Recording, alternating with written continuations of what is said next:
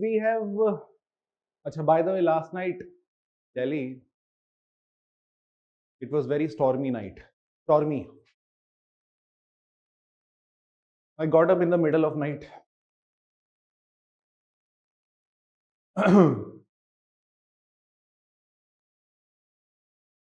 Windows also got broken. Okay, so I could not sleep properly last night, basically.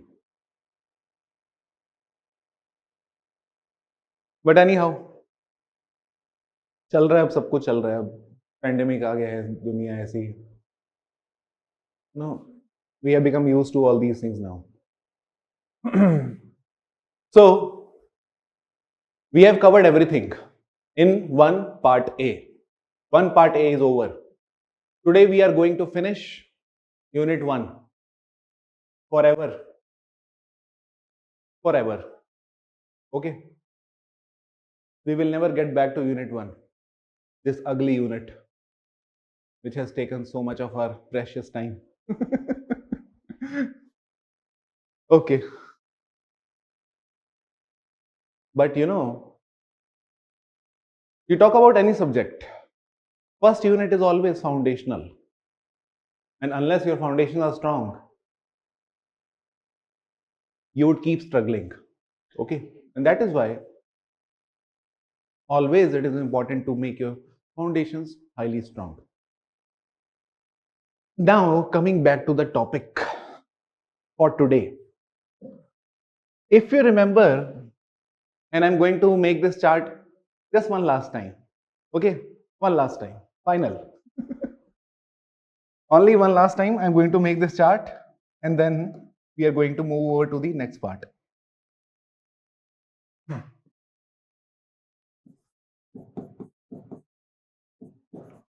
Middle Ages, intellectual forces,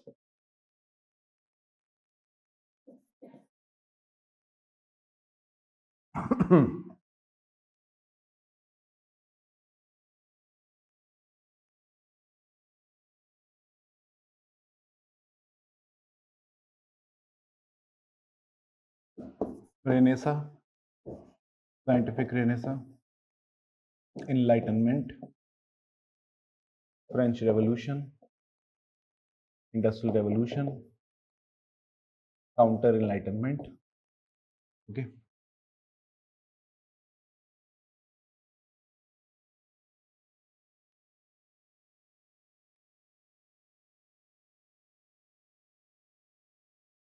Sociology,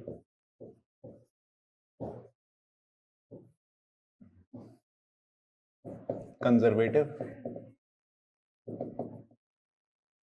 radical,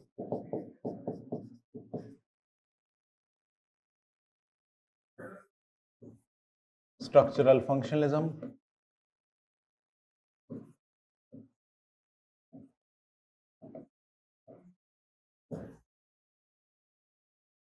Marxism,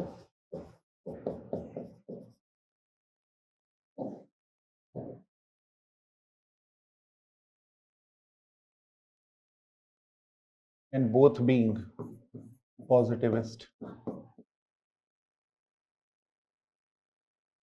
philosophies. This is what we covered in Unit 1, Part A. Okay. Now, watch it very closely. This is over Renaissance. This is over scientific Renaissance. Enlightenment over. French Revolution over. Industrial Revolution over. Counter Enlightenment over. That means intellectual force over. Conservative reaction over. Radical reaction over. Structural functionalism over. Positivism over. Now we are left with only one thing, that is Marxism. Hey, we did not cover Marxism. You guys know fair idea on Marxism, but what is Marxism? Can you explain Marxism to a rickshawala? Let us now talk about Marxism, and then we discuss one part C, Sociology versus common sense. Okay.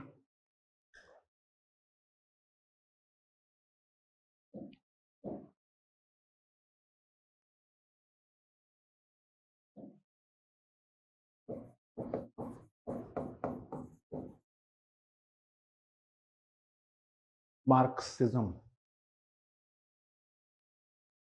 What is this fancy word that we've been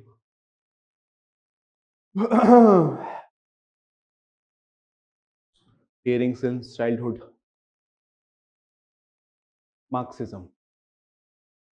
If you remember, I told you structural functionalism, according to structural functionalist,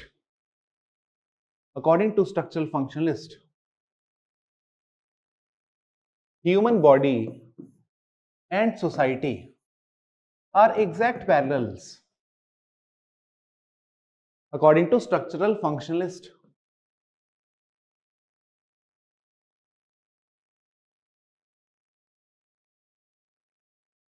Right?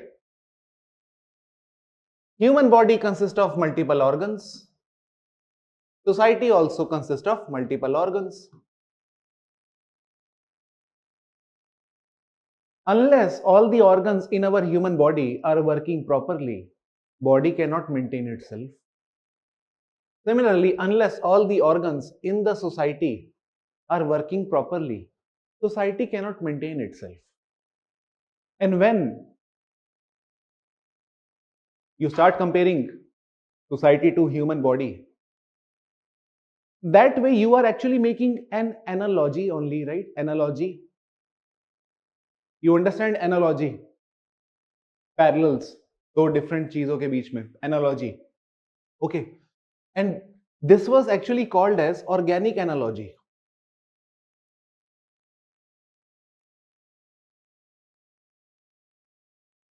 By Spencer. Organic analogy by Spencer. You can write this down in your last class note only on structural functionalism. Organic analogy. Okay. And remember, for the time being, only for the time being, important scholars in structural functionalism are important scholars. One is Spencer, second is Comte, third is Durkheim. For the time being, you have to remember these names. Structural functionalist, Spencer, Auguste Comte, Durkheim. Okay.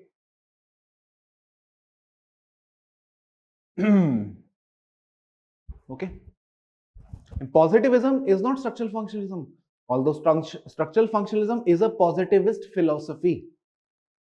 Okay.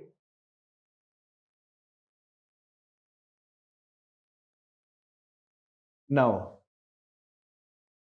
you guys know very well that in human body, any single part is not very important in comparison to other parts. All parts are equally important. Similarly, in society, all parts are equally important. Religion, economy, state, family, media, law. And what is the function of all these parts? Maintain the society. This is the function. Each part contributing in its own fashion to maintain the society. What is the function? For example, what is the function of economy to the society? Economy provides distribution of resources. Economy provides investment, jobs, employment, economic growth. And this is how our society survives. Planning Commission was also made at one point of time to distribute the resources efficiently. This is what the task of Planning Commission was when we had Planning Commission. Today it's no longer there. Okay. Anyhow, now let's now discuss Marxism. Okay. And I'm discussing only brief idea because anyhow these things have to be dealt later on as well. Okay. So I'm discussing only brief idea because I may keep using these terms, Marxist, functionalist. Okay, so that is why I want to have only that much of idea to you guys. Okay.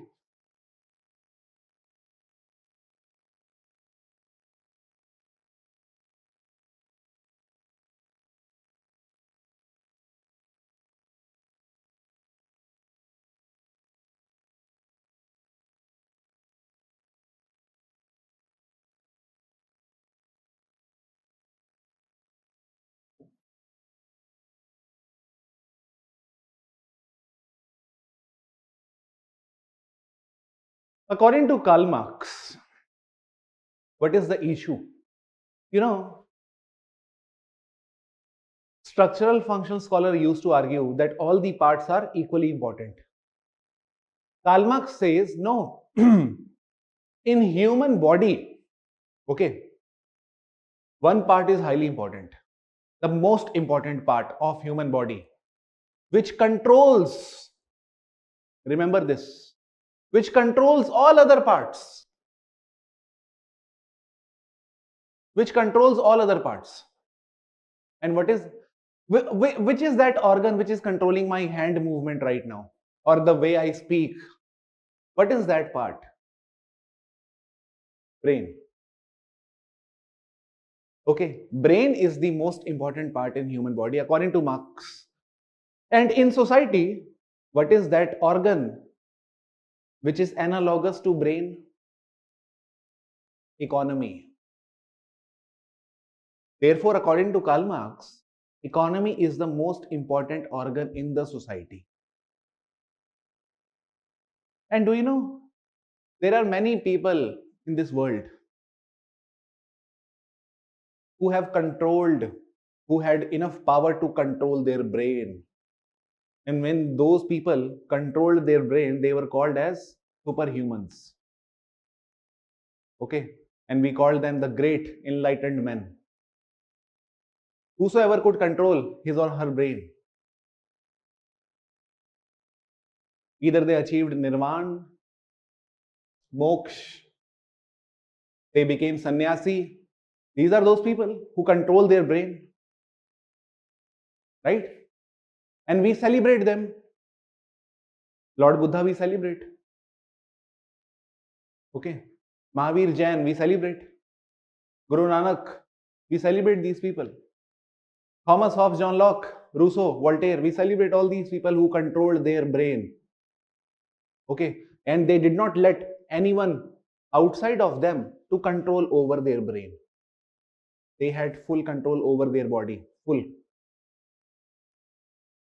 Similarly, according to Marx, society consists of two groups.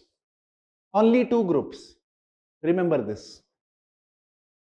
First important point is that society has only one important part other than the rest of the parts, and that part is economy. Economy, therefore, is the base of society.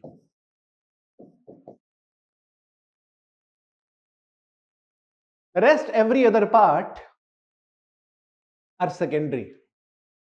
Only secondary, not so important. Rather, they are being controlled by economy only. Okay. So my hand is not so important because it is nothing but controlled by my mind only. Okay. So main controlling agent is my mind. So economy is the most important. Rest all other parts are secondary, controlled by economy. What are those parts? Religion, law, okay, family,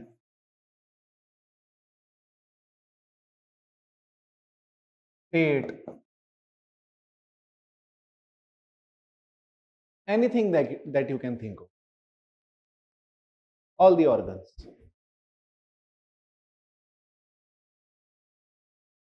Controlled by economy. This was first point. Now second point is, according to Marx, the whole society consists of two people only, two groups.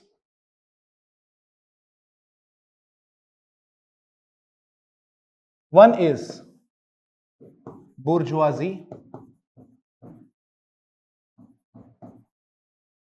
second is proletariats.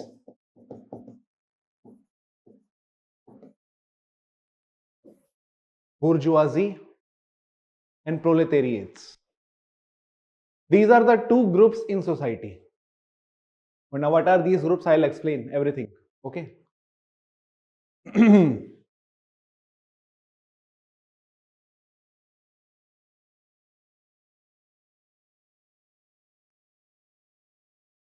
Now, let me talk about these terms. Who are the bourgeoisie or the bourgeois class? Bourgeois class are those people, see, in every epoch, in every historical era, society runs on a specific means of production. Like, for example, in those times, in feudal era, land was the main source of livelihood. We did not have industries. Industrial revolution came later on. So before industrial revolution, what was the source of livelihood for all of us? The world was agrarian economy only. So land was the source of livelihood. And whosoever controlled land was the dominant group. And whosoever worked on his land was inferior group. Simple. Right? Like, for example, in India, we talk about zamindars. Okay, and peasants. Mazdoor, kisan. There is a difference between these words. Na? Zamindars are those who controlling land. Kisans who are working on their land. Working for wage, daily wage, dihadi. When industrial revolution happened, what happened? Our world transformed from agrarian to industrial. We entered into manufacturing sector. With industrial revolution, we entered into secondary sector, what we call as in economy. One is primary sector, that is agriculture. Second is secondary sector, that is manufacturing. With industrial revolution, we definitely entered into manufacturing. And just like in agrarian times, land was the source of livelihood. In manufacturing era, in industrial era, the source of livelihood is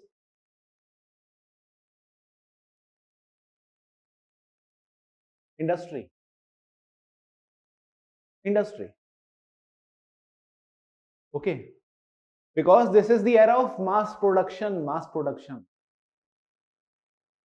And mass production needs machines.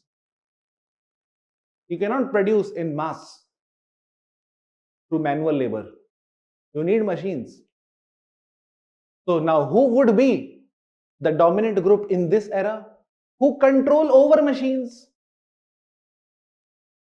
Who own the industries? Just like in those times, who was the dominant group? Those people who were the owners of land, the so-called feudal lords. Similarly, in the era of industrial age, the dominant group would be those who control industries, the new means of production. Okay, and the bourgeoisie are those people who own the means of production.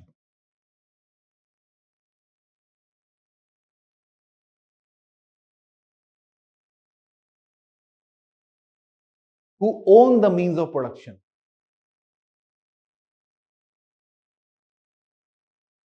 The owners of industries.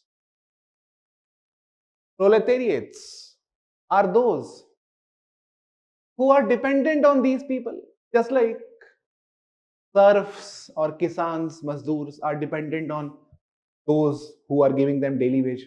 So proletariats, the working class, is that group which depends for its livelihood on the bourgeoisie. So proletariats, they do not own the means of production. Means of production means means Of production simply means Zaria. Okay, it's a medium. Land was the medium to earn livelihood. Machine is the modern medium. Okay, proletariats do not own the means of production. They are not the owners of factory. Do not own the means of production.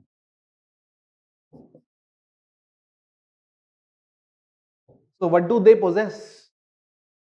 You know, your friends from engineering colleges who are working in Microsoft right now, ZS, Deloitte.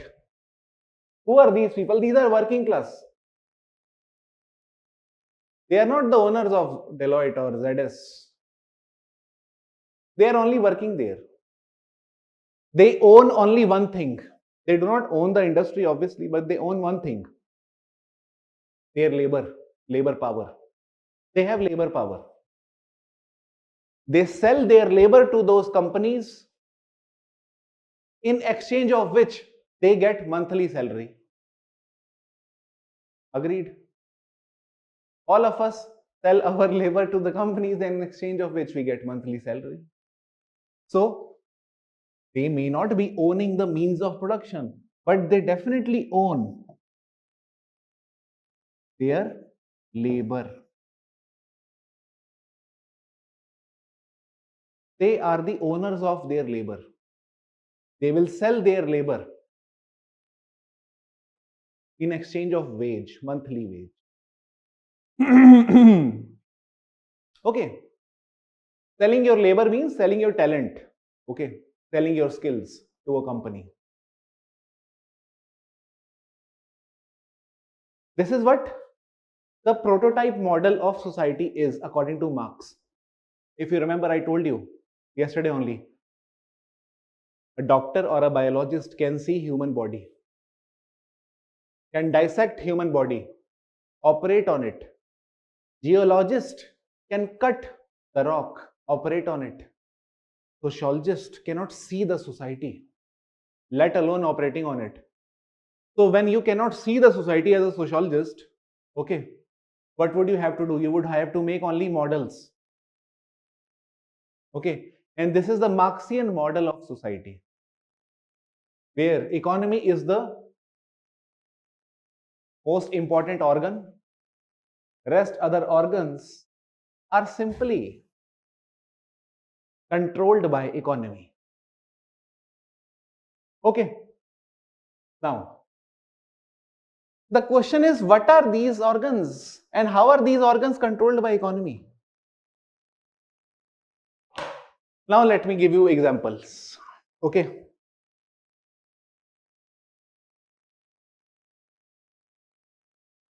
suppose you are a very talented person. Okay, now you innovated one bike, Hero Honda ki bike. You innovated one bike. Okay, now you sold this design of new Hero Honda bike to the owner. Owner got impressed. Nice design. We can definitely work on it. This can be our next year model. 2022 Hero Honda. Okay, whatever that name may be of that bike. So he got impressed. Now what happened? Finally, next year, that model that was given to that owner by you, that model actually came into existence now. Okay, and that bike, the selling price of that bike was 80,000 rupees. Okay, let me write it here.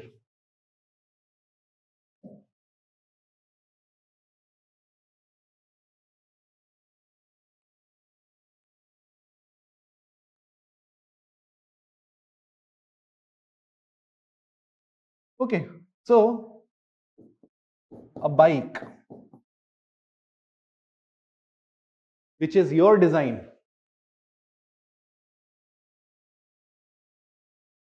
I'm just giving you one example only. Okay, you have designed this bike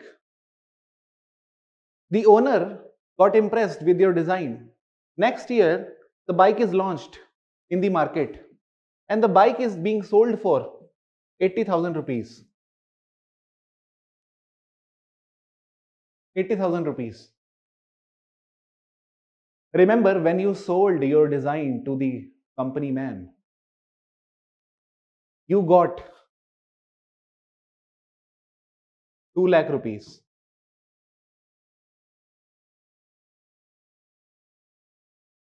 Just an example. For your design, you won this prize, 2 lakh rupees. Wow, very nice design, huh? And now, one bike, the price of that bike was 80,000. And how many bikes were produced in that year? How many bikes were produced? At least 1 lakh bikes. Multiply karo. 1 lakh into 80,000. T-set paper 2. 1 lakh into 80,000. 8, 0, 0, 0, 0, 0, 0, 0.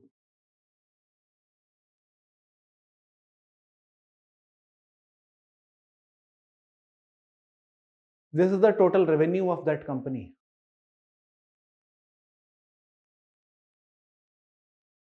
Total revenue.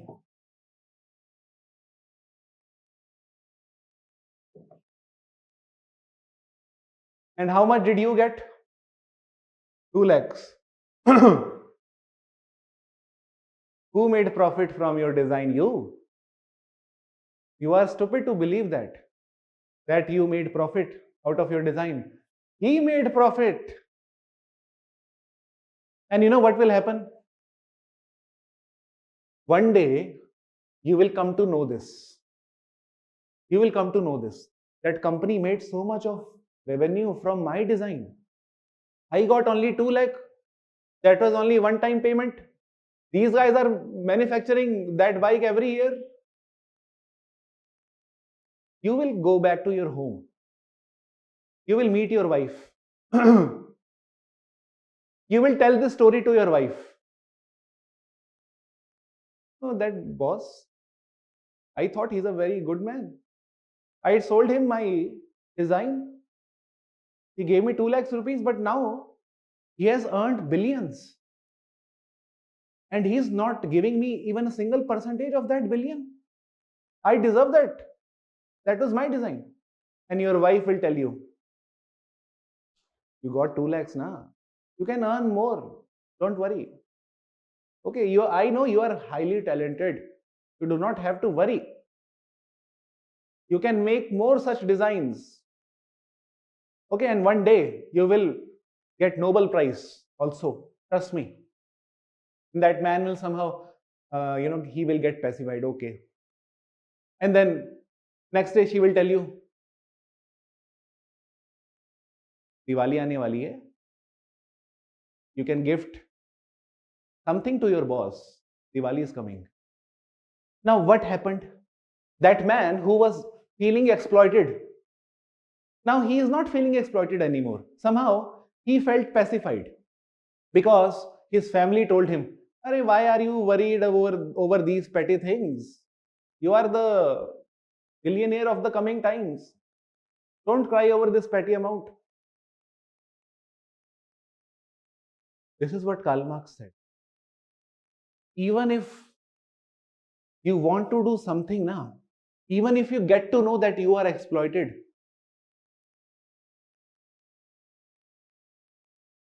family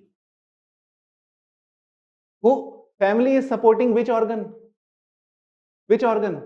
Economy. It is supporting whatever is happening in the economy. And who controls the economy? Bourgeoisie. So that way, when family told you, don't worry over these petty things, you are thinking that you are being supported, your wife or your mother, parents. It was actually the bourgeois class which got support from your parents, because now you would not be revolting against the boss. You would stay silent, next day go to work again. So family prevented revolution. Okay. Now, 1 year has gone by.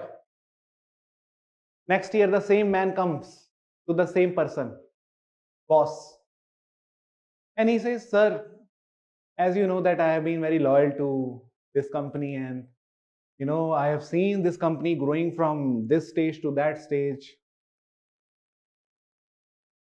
Sir, I think this is a time for promotion. Okay. And I would be highly obliged to you if you kindly promote me to this rank." Then boss will tell you, "Have you read Bhagavad Gita?" Bhagavad Gita? No, sir, but I'll definitely do it. No, ये UPSC interview नहीं है कि definitely you will do it, go back home. I am asking you, have you read Bhagavad Gita? No, sir. In Bhagavad Gita, Krishna tells Arjun, keep working hard. Do not bother about the outcome. कर्म करो, फल की चिंता मत करो. You will automatically get promotion if you keep working hard. Why are you so worried about it? Just keep doing work. कर्म करो, फल की चिंता मत. Right, sir, right. You are definitely right, sir. Now tell me,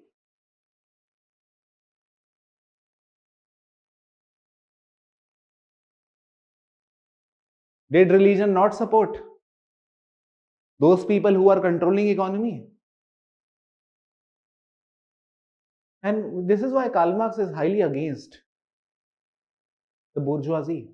Because Karl Marx believes that all these other organs, religion, family. Let me give you one more example.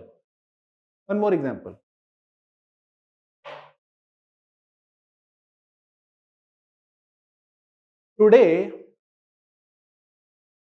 if you steal 1 lakh rupees from someone's house, if you steal some 1 lakh rupees from someone's house, you will be jailed in no time. Within a month, you will be in jail. But suppose Lalit Modi, Ambani, Adani, and you do not even know what kind of corruption at that level is going on. These people are stealing every day. Every day. Do you know this? Every day they are stealing. And if by chance it comes in newspapers, do you think they will ever be going to jail? They will not be going to jail. Even if they go now, next day they will be out. Just a visiting faculty. Okay. So, law is supporting to which organ? Economy. Specifically to which group? Those who control the economy. Laws are not equal to everyone. This is what we read in polity. Okay. Laws are not equal to everyone. And this is what Karl Marx was trying to tell us. Okay. There is one economist who has been chief economic advisor to the government of India. His name is Kaushik Basu. Kaushik Basu. He once said, corruption is Sanskritized at the higher level. Sanskritized. In the sense, if you are elite, your corruption would not be regarded as corruption. Okay. But if you are working class person, you will not be spared. Sanskritization of corruption. This is what he calls it as. Okay, anyhow. So basically what I wanted to tell you was, okay, one more last example. How state supports the bourgeoisie or the capitalist class. Last year, lockdown happened.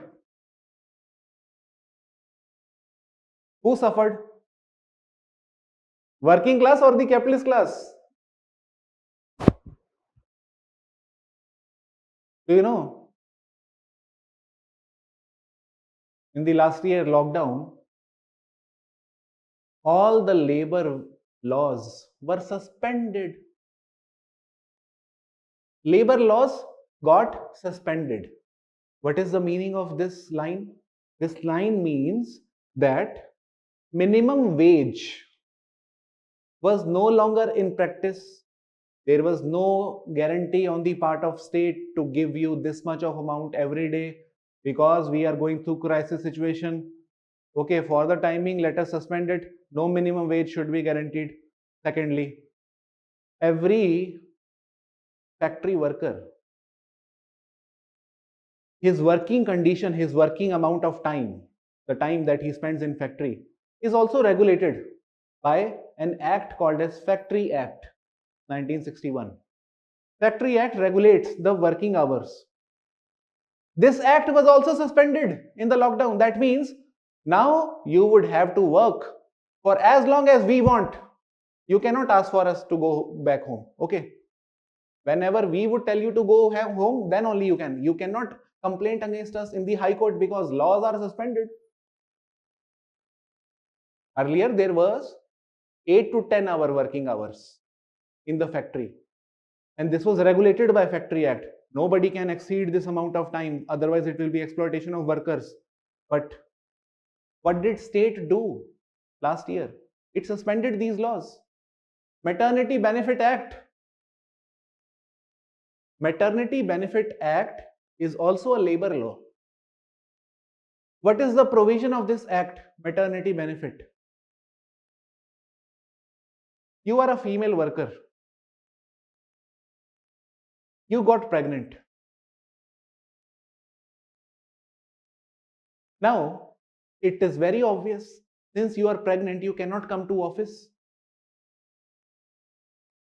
But that does not mean that you should not be paid for it now. Or once you are done with the delivery, you cannot come back. What used to happen was, companies did not used to employ women workers at one point of time because they used to think one or the other day they will get pregnant. It is our loss because 9 months, for 9 months we will be keep searching for another employee. We can't keep looking for employees every now and then because women get pregnant or they need some leave, family duties, all those. Why should we take this burden?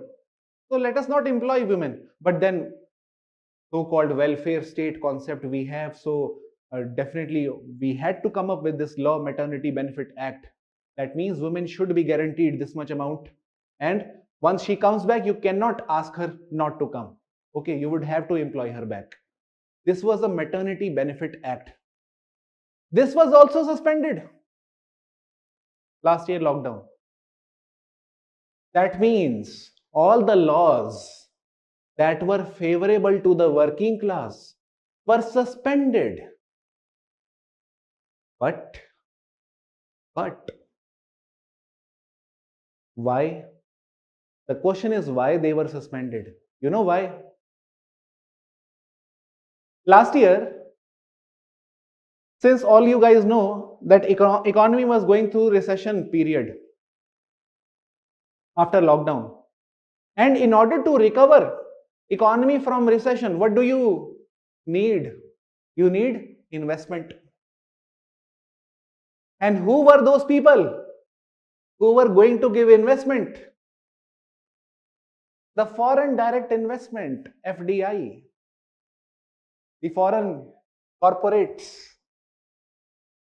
And we as India have to improve our ranking in the ease of doing business index, which is released by World Bank. We cannot afford to go down in that rank. We have to move up in that rank. And every time you think about easing the business, every time you are unintentionally creating exploitative conditions for the working class because you are only concerned about easing the business. You are easing everything for the business class, not for the working class. And that shows how state also supports the bourgeoisie, the capitalist class. And how come these people get elected? Only because of the investment that these corporate players give in the election campaigns.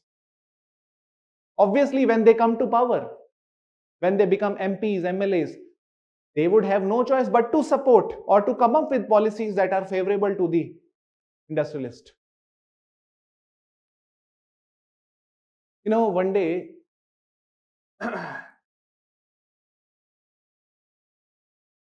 someone told me that if by chance Communist Party of India comes to power one day, what will happen? What will happen if Communist Party of India, which is so much concerned about working class, that party is made exclusively for the concerns of working class. Okay. Even if Communist Party of India comes to power now, there will be no difference. You know why? चाहे जितना चिल्ला लें वो Marxism working class peasant class इन सब की बात चाहे जितना कर लें, at the end of the day they also know that suppose if they increase minimum wage to 3,000 rupees per hour, let us assume these are the things that they are going to do now. They will increase minimum wage, decrease working hours. They are so much concerned about workers, so they will do everything that is favorable to workers. But what will happen? All these companies, they will go outside of India, which is known as capital flight. They will say, why should we work here in India? Why should we bear so much expenses? We will go outside. We will look for cheap labor. Unless we have cheap labor, how would we produce cheap goods? Unless we produce cheap goods, how would economy grow? Because there will be no consumerism if we do not produce cheap goods. So this is a vicious circle. Okay. So I hope you understood now what is Marxism. So that is why, what is the conclusion of this whole story? That if you, the working class, want to change this system, then what would you have to do? First thing is that first of all, you need to develop this consciousness that you are exploited. First of all, you need to understand that law is not made for you. Law is made to secure the interest of capitalist class. Okay, so every time you would think, no, we have Right to Information Act, we are so powerful, we have Citizen Charter, which is looking after our concerns, you are stupid. These things are made, this is a propaganda. These things are made to ensure that you guys never revolt and stay silent. Okay. And Marx only used to say one thing. One day when all the workers will realize that this is a propaganda, law, religion, state, family, all these are institutions which are somehow supporting the capitalist class only. Only then the revolution can come. Only then. Otherwise, there will be no revolution. And what is the meaning of revolution? Revolution means these workers will now control the means of production. Bourgeoisie will not be controlling. These workers will control the factories. And workers will distribute everything equally amongst everyone. Egalitarianism. Okay. This is what the ideal society of Karl Marx is. So I hope Marxism is very much clear to you. Write down one line.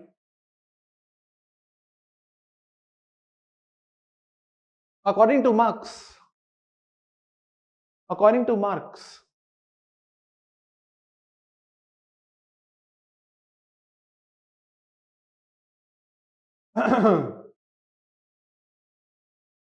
society consists of economic base and social superstructure.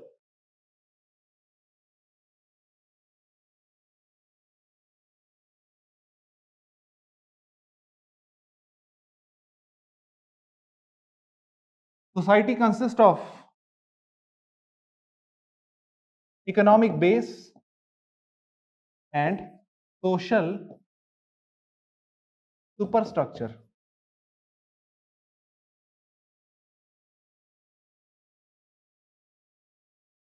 What is the meaning of social superstructure? All these organs. These are superstructures. Okay, bracket में लिख सकते हो. You can write this in bracket. Religion, law, family, state.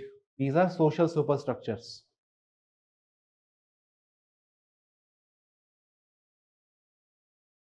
Second line. He believed that superstructural institutions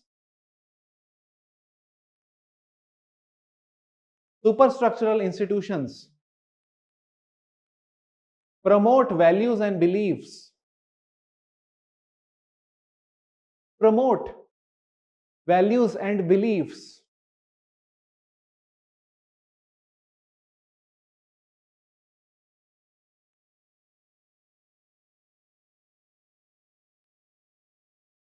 which conceal the reality. Conceal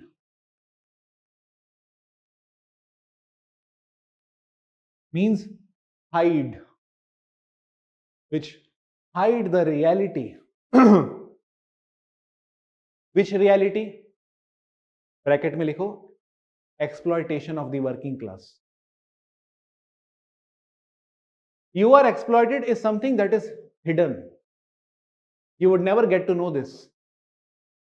Even if you try to realize it for a second, these institutions will diffuse those things. Conceal. If working class try to, suppose if they try to burn the Windsor facility the way they did in Karnataka, Bangalore, what happened? Police came in. And police is nothing but apparatus of the state. Police is run by the state. And state supports, according to Marx, the capitalist class. Okay.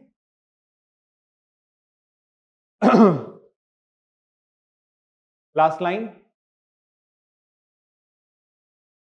He believed unless working class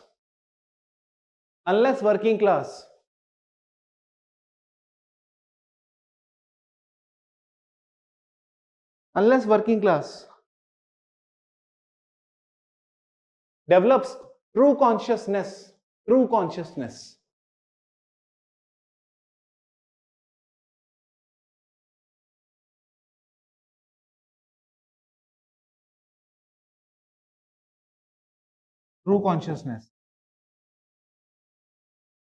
comma, they will never be able to change the system.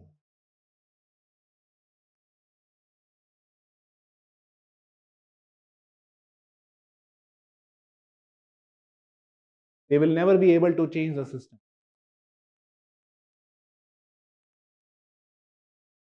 Okay. This was all about Marxism. So one thing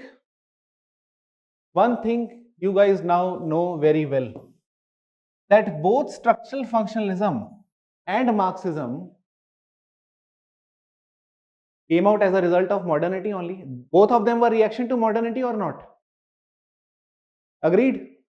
Just write one line. Both structural functionalism and Marxism coincided with the development of modernity.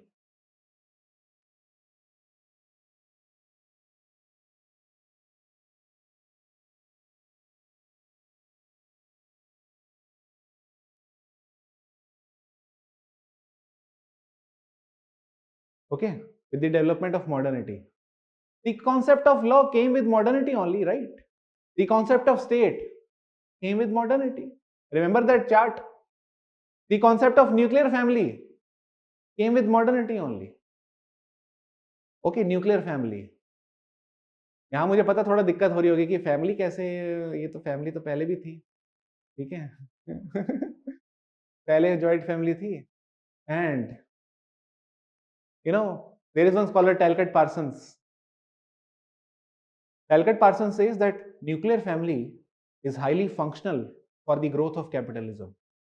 Now you would be wondering how nuclear family functional for the growth of capitalism. Joint family is not. How is that possible? Now this is something you will realize when I will teach you sociological imagination, which is our next topic, and which is something required for you to understand sociology versus common sense. So write down next topic, sociology versus common sense.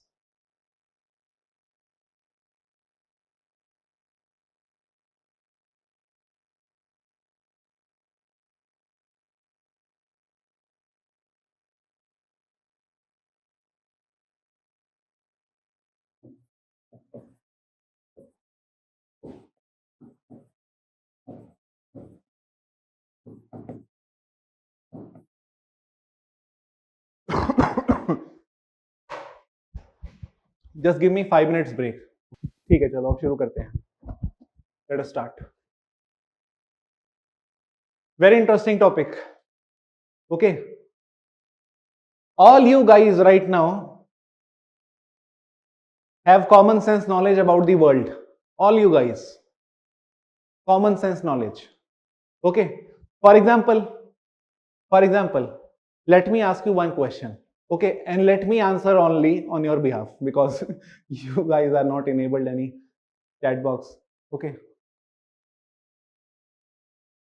Suppose you are working in a jewelry shop. Okay. Kalyan. One day, you steal jewelry worth 3 lakh rupees from that shop. रात को चोरी कर लिया.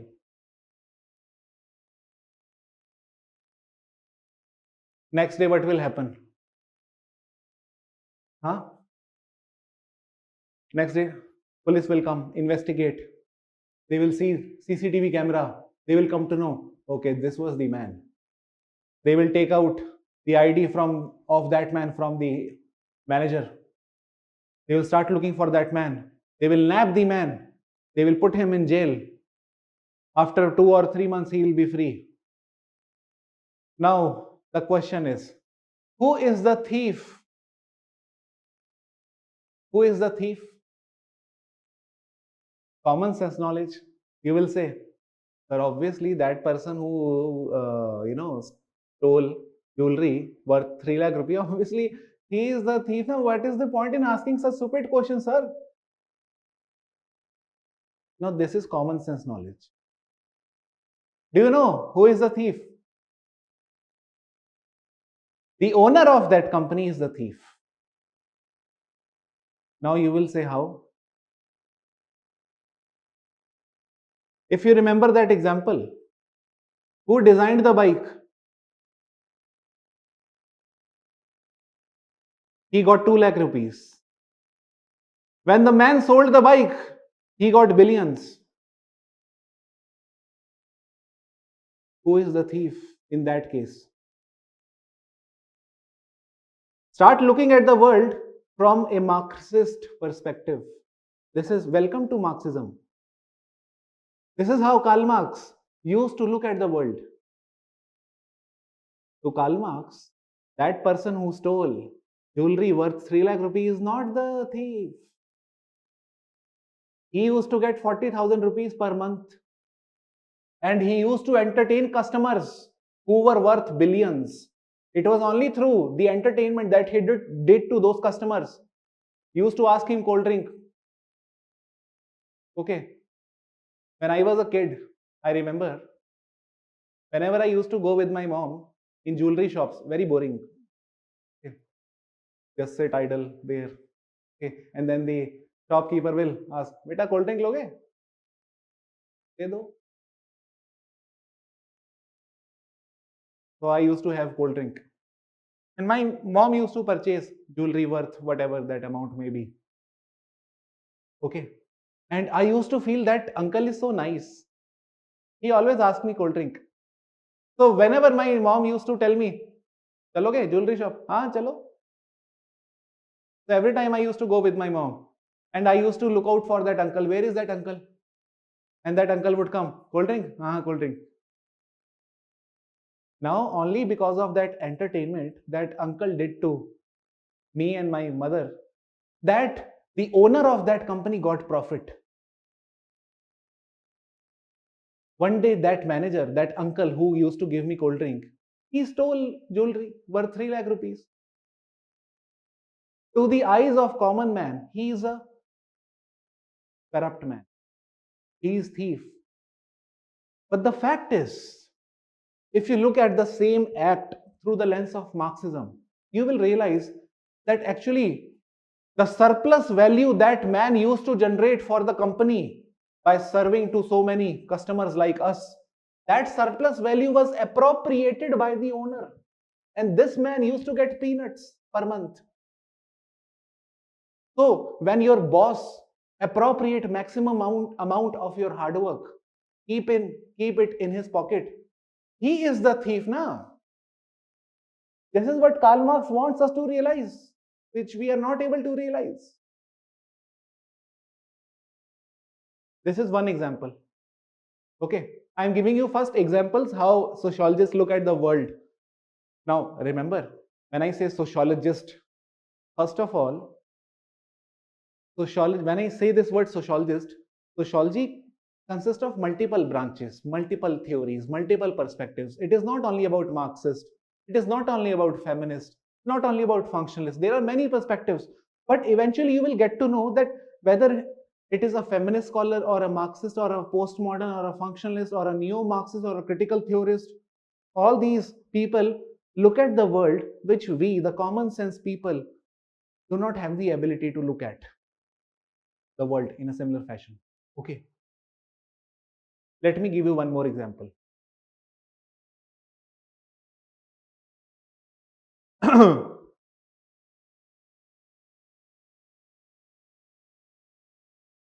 Marx, the same person, he will tell all of us that, issue is not with that person who stole the jewelry worth 3 lakh rupees. The issue is with the values of our society. Our society values only those people who have money power. Our society values only those people who have status.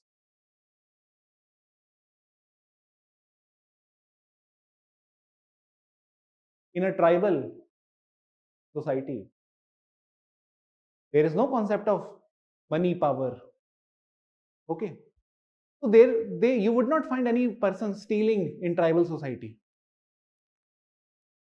We steal here because society values only those people who have money. So the problem is not with that individual. The problem is the values of society. The Great American Society has this value so-called Great American Dream. What is the Great American Dream?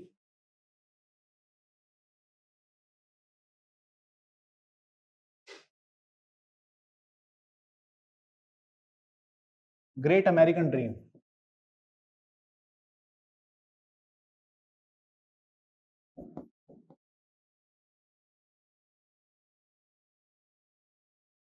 The Great American Dream means material success.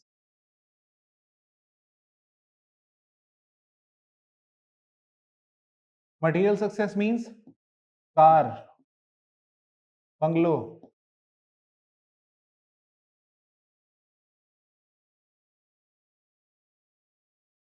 This is the Great American Dream. Everybody wants to have his own car, his own bungalow. And this Great American Dream is conveyed to you every time when you watch Hollywood movie. Every time you would watch Hollywood movie, you start falling in love with America.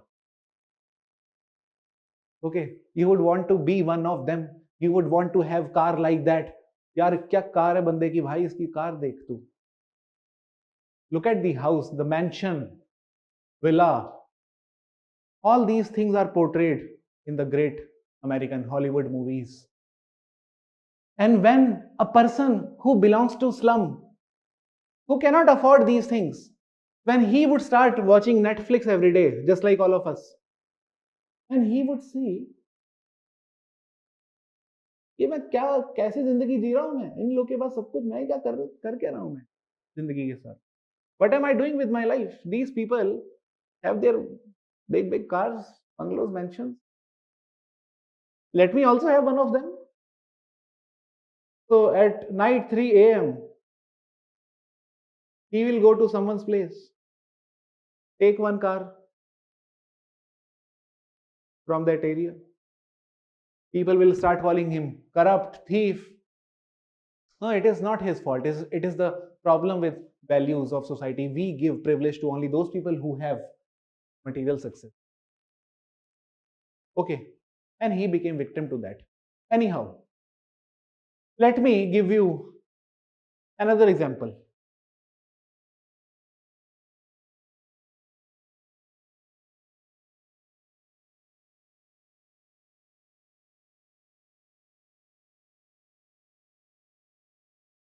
Suppose there is one couple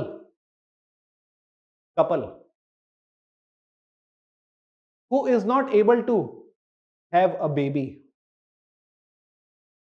One couple is not able to have a baby. Okay.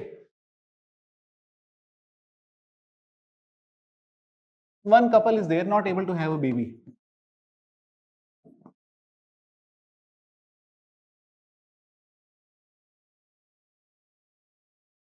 They came to you. You are their friend. You asked one of them, is everything all right? कोई दिक्कत तो नहीं है? ठीक है? You know, you would start finding problem in that person again. Something is wrong with you. I think you need to get a checkup with doctor. Okay. Gynecologist को दिखा लो. Now suppose 1 million people are not able to have a baby. When one couple was not able to have baby, you told them, gynecologist को दिखा लो. When 1 million people are not able to have baby, what will you tell them? Will you assemble all of them in one hall and tell them, gynecologist को दिखा लो? You will not be doing that.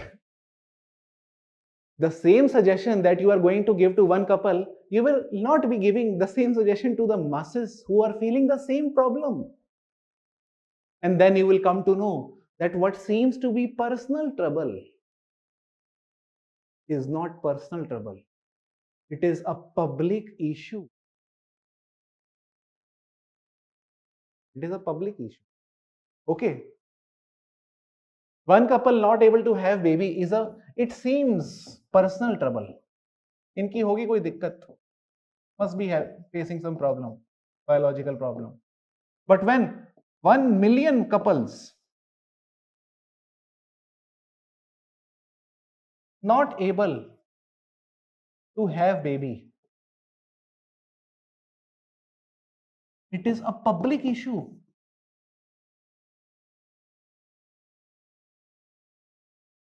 And what is the name of this public issue? The name of this public issue is declining fertility rate. Declining fertility rate.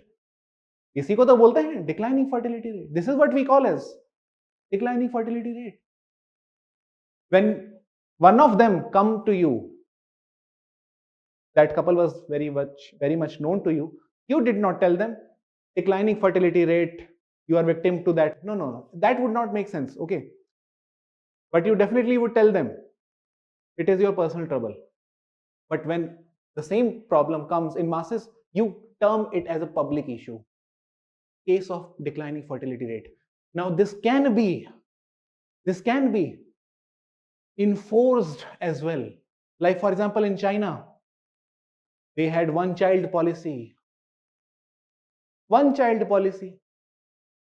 This can be the consequence of that. Why they are not able to have? Because they are told by state, dare you have a baby one more time. Dare. That may be a public issue. And you would start looking at it as if it's their personal trouble. No, it's not their personal trouble. It is enforced. Okay. One example only. I'm telling you how generally we look at the world and how sociologists look at the world. Okay. Only giving you examples initially, and then you will come to know exactly what do we have to write and what are the things you should be writing here. Okay.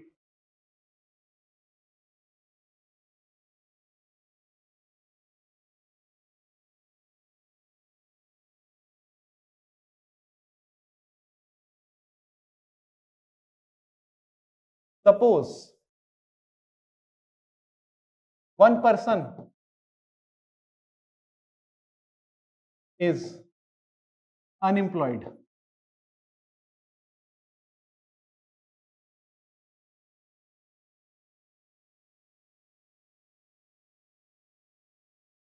One person is unemployed. What will you tell him? You will start looking at that person as if पढ़ाई लिखाई करी नहीं लग रहा है तुमने, talent लाओ, skill लाओ. Okay. So again, you will reduce that issue to personal trouble.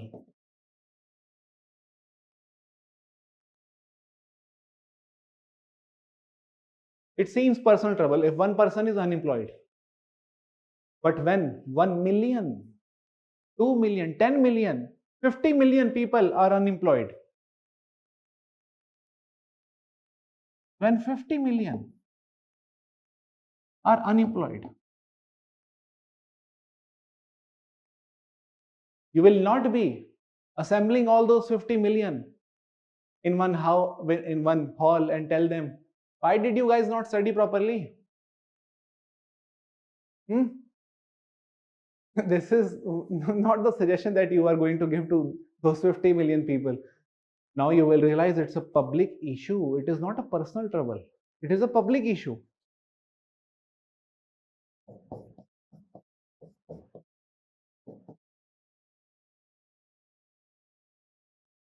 Public issue. Okay. You know, there is one scholar, Charles Wright Mills, C.W. Mills. C.W. Mills. C.W. Mills, American sociologist. He said, you know, what is the problem with liberal democracies? Liberal democracy means democracy is something you know. In democracy, we have individualism, free right. Okay. All the rights we have. This is what democracy is. Okay. And he says, what is the issue with democracies? The issue with democracy is that since everyone has freedom to do whatever he or she wants to, in case if he is not able to do so, we start looking at that issue as his personal trouble only. Okay, although we are living in democracy, all of us have rights, fundamental rights. If one of us is not able to exercise his right or not able to find suitable job, suitable whatever that may be, okay, we start finding issue in that person. But again, democracy is one umbrella, is one form which hides this fact, that the issue may not necessarily be personal only, it can also be public. Democracy hides this fact because democracy gives you this illusion every day. Whosoever has talent, whosoever has skill will get success in the market. Market is open to everyone. We are democratic nation. We give opportunity to everyone. We have equality of opportunity, Article 14. There is no discrimination. So if one fine day you do not get opportunity, people will start finding trouble in you.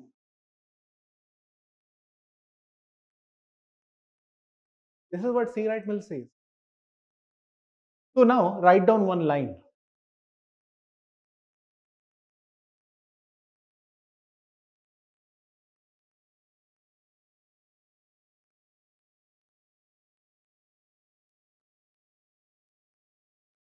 sociological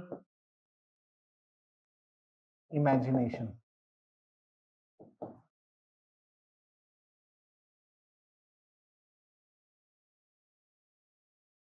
Write down.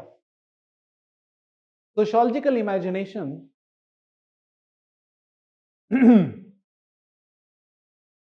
is a concept coined by C.W. Mills. It is a concept coined by C.W. Mills, which explains that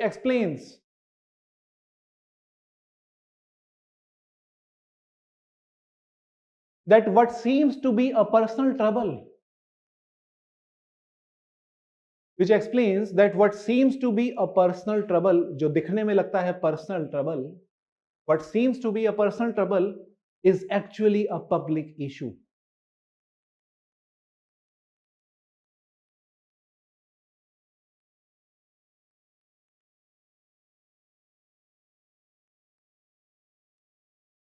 It simply means, next line, it simply means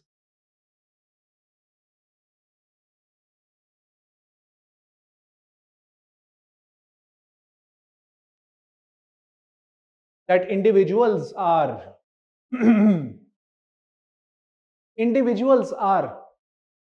shaped by their social circumstances. Individuals are shaped by their social circumstances.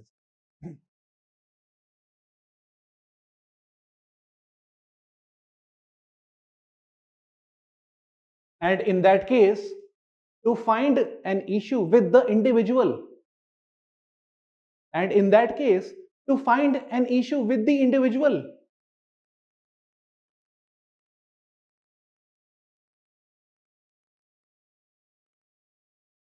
would be the biggest sociological mistake.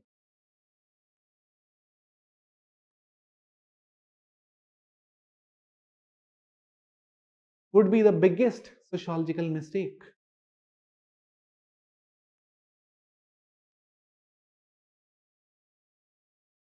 Got it? Sociological imagination clear? अभी नहीं, अभी clear नहीं होएगा, अभी तो सिर्फ introduction हुआ है. You guys have now simply been introduced to sociological imagination. It is yet to be cleared. Let me give you one more example.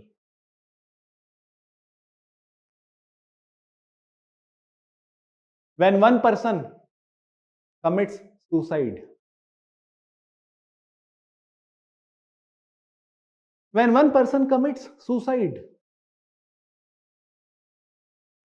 you are police officer, IPS.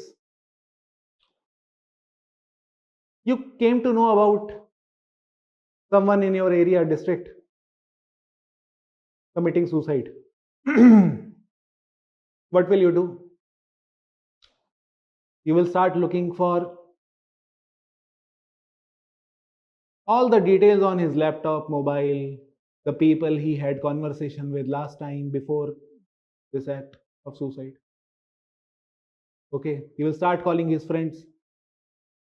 When was the last time you talked to Mr. Adarsh? Who are you? वो बाद में बताऊंगा, आदर्श से बात कब हुई थी. Okay, now the thing is, to the officer, this act looks very personal. You know, remember that what happened with Sushant Singh Rajput? We started looking for his personal life. We got so much interested in his personal life. We started abusing Alia Bhatt, Karan Johar. Okay.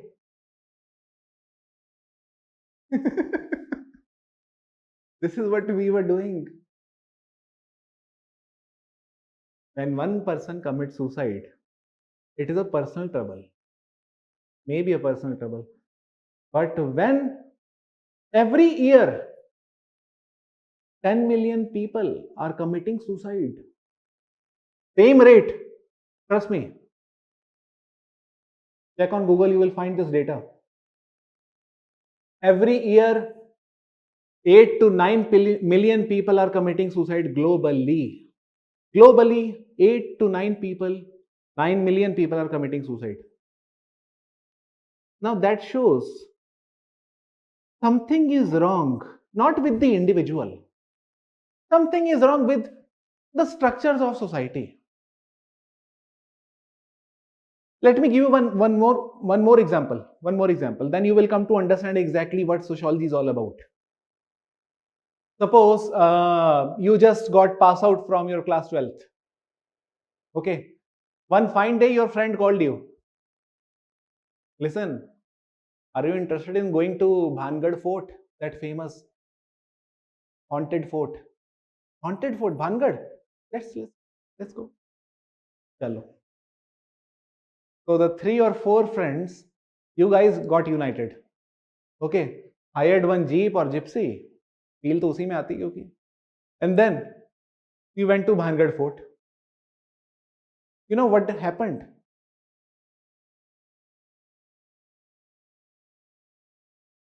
You booked one room, slept one whole night there, had full conversation over random things. Okay. Then slept. Next day, all you guys are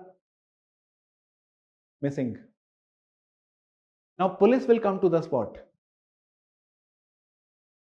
and will ask the chowkidar, the security guard, did you see 4 person coming here in this fort yesterday? Security guard, yeah, yes sir, yes sir. Where are those people? Sir, I don't know. Yesterday they came, they had full party, they were having lace chips and packet and bottles with them. I don't know what happened to them. Okay. We will investigate. Okay. And we will have a very close watch on you. Okay. So be here. You do not need to go anywhere. Yes, sir, I'll be here only.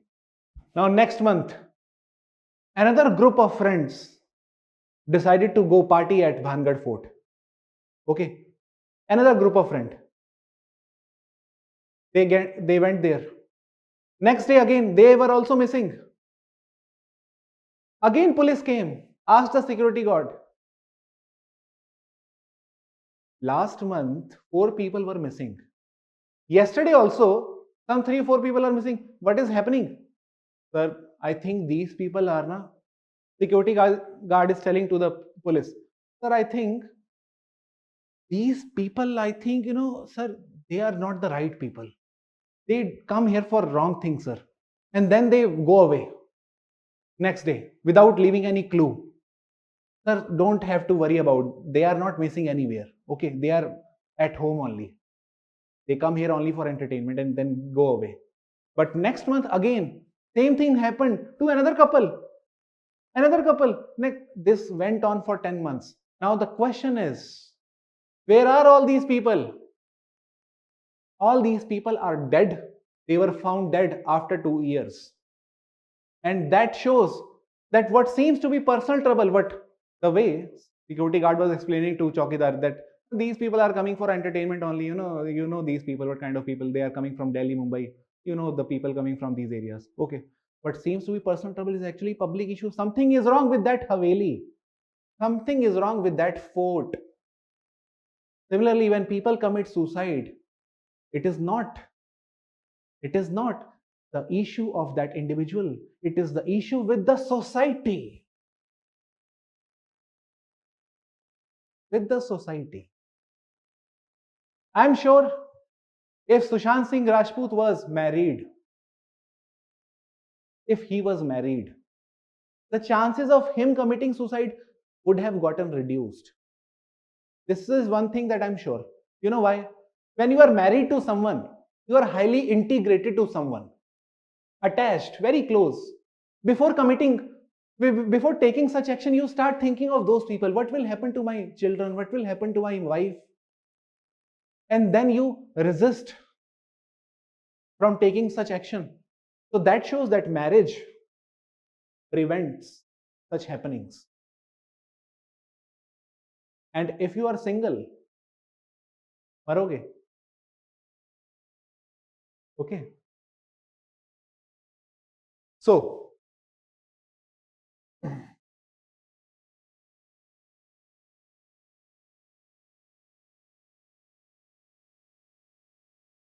One more example. One more example.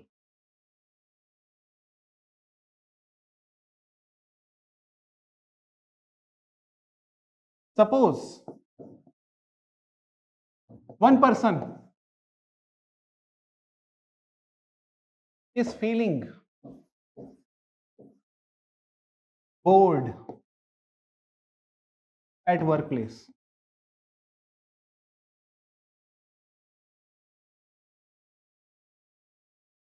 One person is feeling bored at workplace.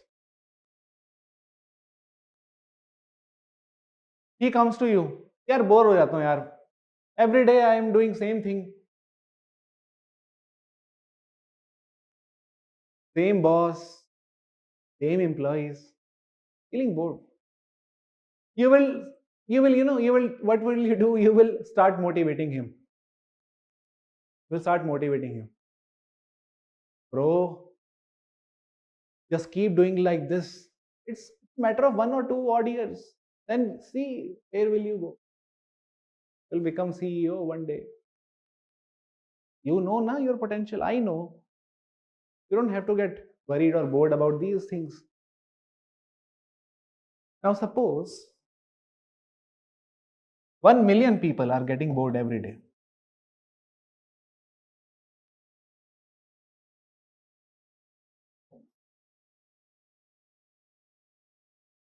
At the workplace.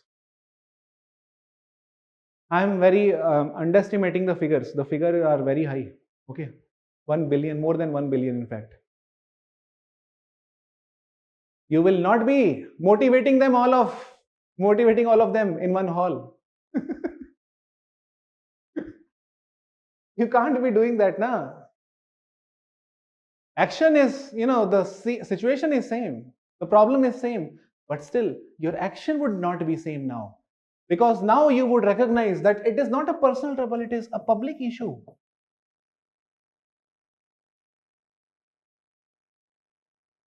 And what is the name of the public issue? The name of public issue is alienation.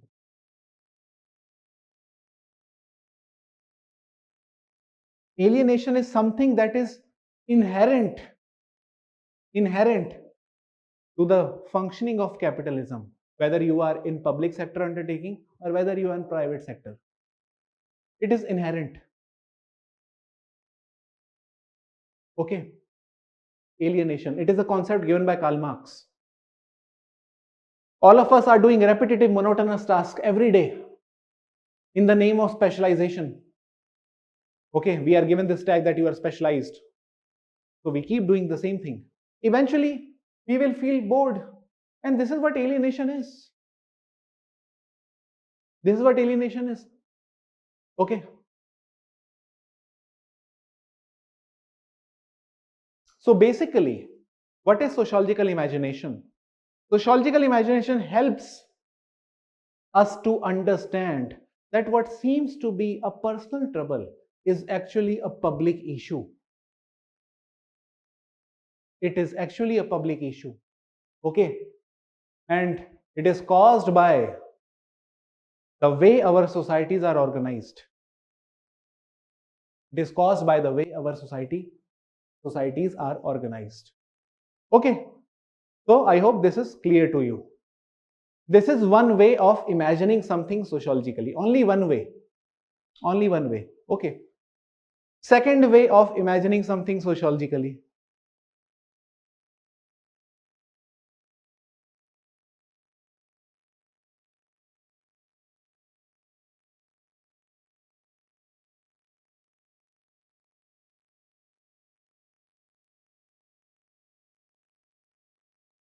This is school. This is factory. Remember I told you this in the first class or in the second class only. School and factory. Let me also give you one more example. Prison.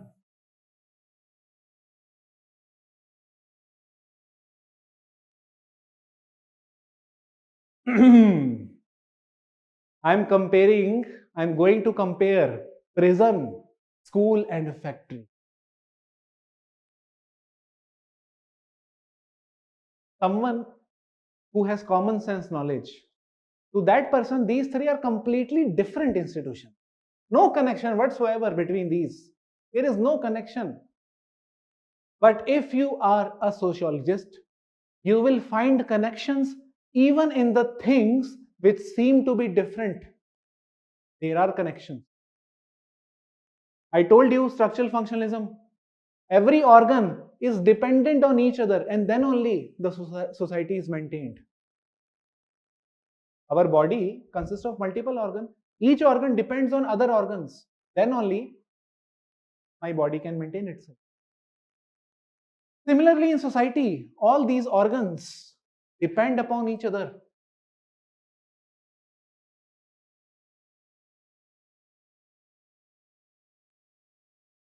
Depend upon each other. Do you know? There is one scholar, Michel Foucault.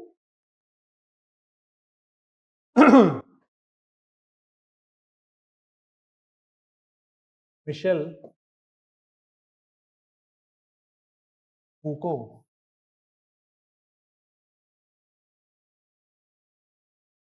French philosopher. French philosopher. What did he say? What did he say? I'm going to tell you something very interesting now. Something that actually revolutionized the way modern sociologists think.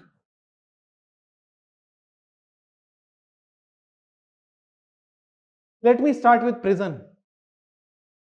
Then you will come to know exactly what I'm talking about.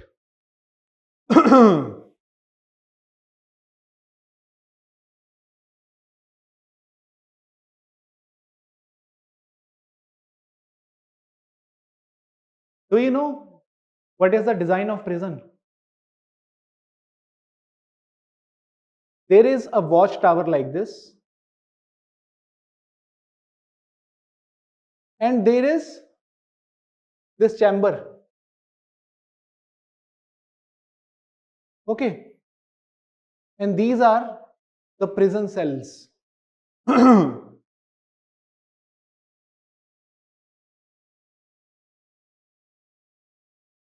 These are the prison cells. Cell number 1, cell number 2, cell number 3, 4, 5, 6, 7, 8, 9, 10, 11, 12, 13, 14, 15. Prisoner number 1 is put in cell number 1. Prisoner number 2 put in cell number 2. And this is watchtower.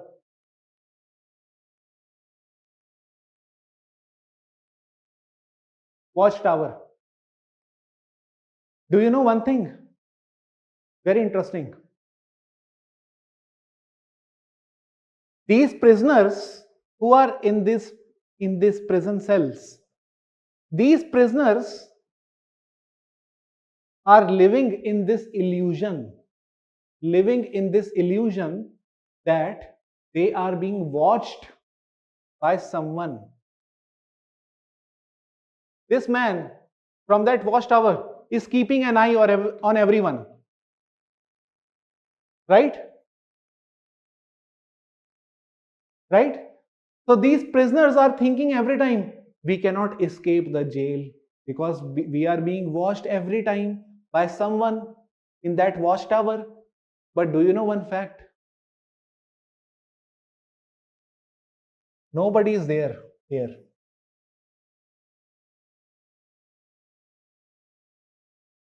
Nobody is here. But these prisoners will always live in this illusion because why? Because the structure of this prison is made in such a fashion that from that prison cell, you cannot see the watchtower. You can only see that there is a watchtower, but you would never be able to see that someone is there in that watchtower or not. But so this will always give you this impression that no, I'm being watched by someone. I'm being watched by someone. So you will never try to escape the jail. Agreed? यहां तक समझ आ गया तो yes कर दो, फिर मैं आगे बताऊं. क्योंकि थोड़ा साइकोलॉजिकल गेम है। यहां तक आ गया समझ, ठीक है।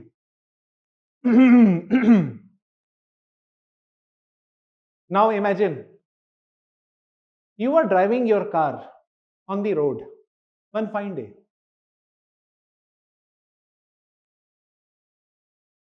You saw a CCTV camera above you. Okay. You saw a signboard, CCTV camera ahead. What will you do? You will slow down. You will slow down your car. Okay. That camera may not even be there. Okay. But that signboard will definitely be there. And even if that camera is there, that camera is not functioning. It is there only. Just to instill that fear in you, that dare you try to break the laws. Okay. In both these situations, what is one thing that is common? Both the situations are different. I am normal citizen driving car on the road. Second, they are prisoners, prisoned in the jail for some wrongdoing. But there is one thing which is very familiar in both the seemingly different instances. And what is that? That one thing is surveillance. Surveillance, monitoring. That is common in both the seemingly different situations. And in both the cases, it is only through surveillance that the other person is being controlled. I was controlled. I did not speed up the car. That person was controlled. He did not try to think of escaping the prison. In both the seemingly different situations, one thing was common: surveillance. This is the modern form of power. Power. You know, there was a point of time there. We used to have one point of time in feudal era, the era of King Louis XVI, 15. In those times, what was the form of punishment? If someone had to punish you, do you know what used to happen? They had open gallows. Gallows means that structure where the man is hanged till death. And people used to assemble. It was a gathering, collective gathering. And everybody used to see, this is what will happen to you if you try to break the law. If you try to disobey me or the divine authority or the church or priestly class, this is what will happen to you. That was sovereign power, execution.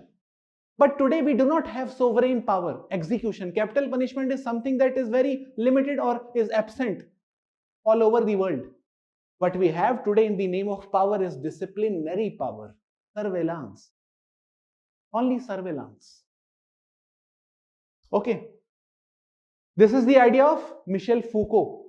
Very revolutionary thinking. Very revolutionary thinking. And do you know, this structure that you are seeing, this structure for the first time was made by Jeremy Bentham.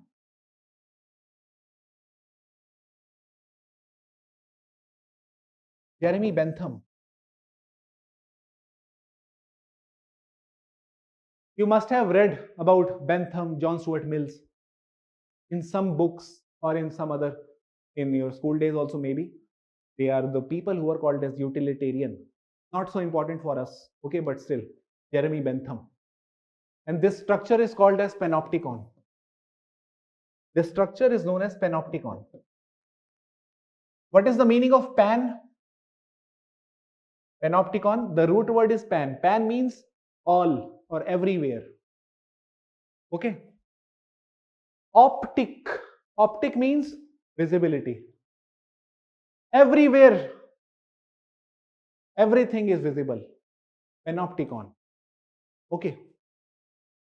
Now, let me come back to the example that I was giving to you. Then you will come to know what exactly I'm talking about. Prison, school, factory.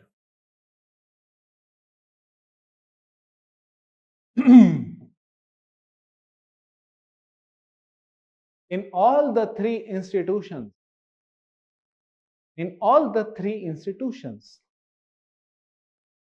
the one thing that is common is there is one class of people who we call as inmates. Inmates are those people who are the members of that institution. Students are inmates. Prisoners are inmates. Okay. Workers are inmates. Inmates. Workers. Students. Prisoners.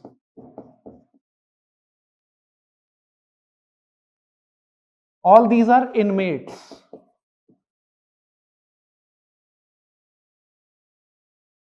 Inmates. Agreed? And over all these inmates,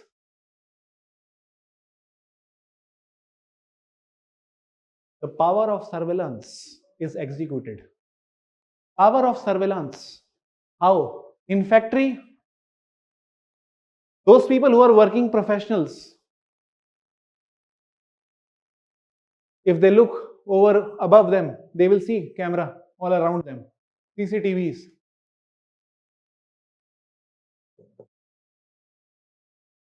Prison, you have watch guard or watch towers.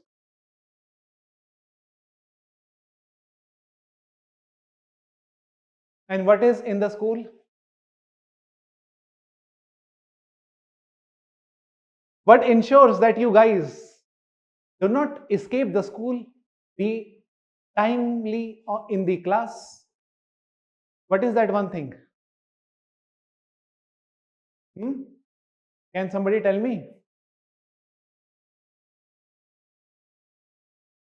What is that one thing which maintains discipline in the school?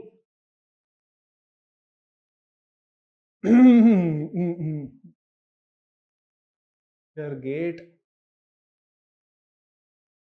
authority, security guard, surveillance of teachers, principals.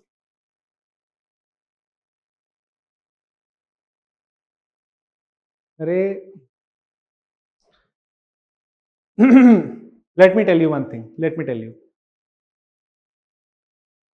Have you forgotten those days when, as a student, we wanted to run away from the school, and before running away from the school, the first thing that we had to cross over was our classroom itself. We had to move, out of the classroom first. And the moment we stepped out of the classroom, we used to look like essay. We always used to look at something that is up there, because it is always, the buildings are made in such a fashion that principals or the vice principals or the supervisors are always on the higher floor. Their floor, the staff room, will always be located in the higher floor. Whenever you go to any industry, you will see the higher you move up, in the organization, you will come across the authorities which are superior to you. So in the school, we had principal's room, vice principal's room, all in the top floor. And they could see everything from that window. What is that student doing? They could see everything. And we used to, and those glasses were also that, what kind of, plastic film is there that you cannot see what is happening in there, but they can see what is happening out there. So they had full watch on you guys. So basically, whether it is prison, school, or factory, the mode of surveillance is quite similar. Quite similar.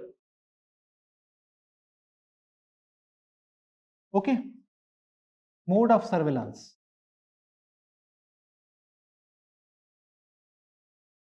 is quite similar.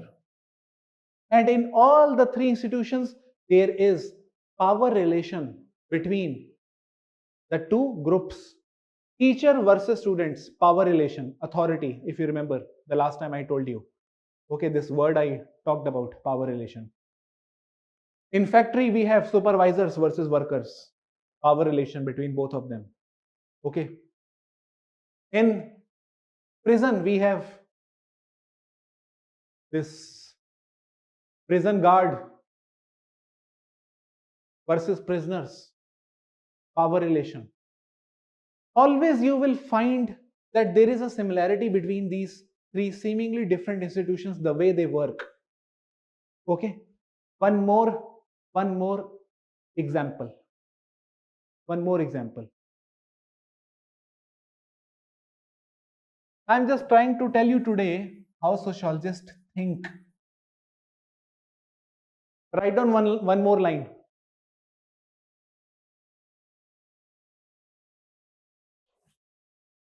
Sociological imagination also helps. Sociological imagination also helps in finding similarities or a pattern. Sociological imagination also helps in finding similarities or a pattern between seemingly different institutions. Between seemingly different institutions.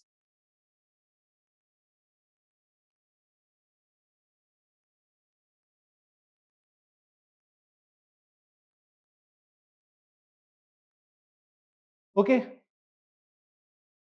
Now, one more example.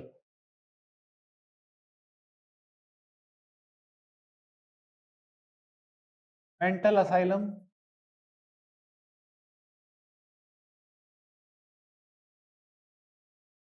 boarding school,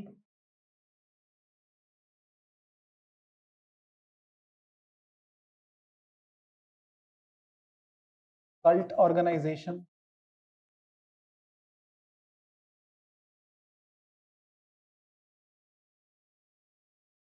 army cantonment.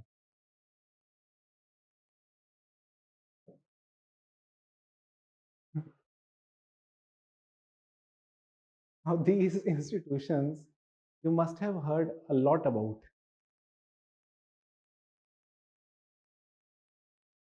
Has any one of you ever been to one of these? I'm sure no one, hardly 1 or 2%. These are part of our society. Vijay, prison में तो नहीं चले गए तुम? हैं? I hope you were not jailed. कोई नहीं. Army can't, अच्छा army can't ना. Army can't, so it's fine. Generally,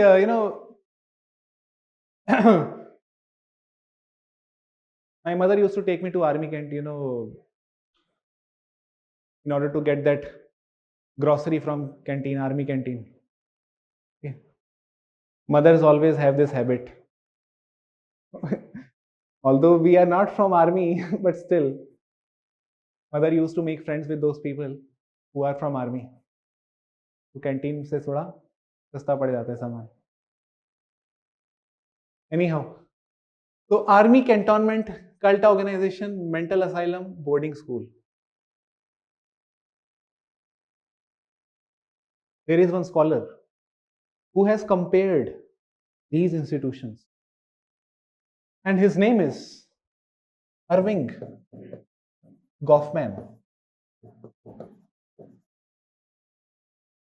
Irving Goffman.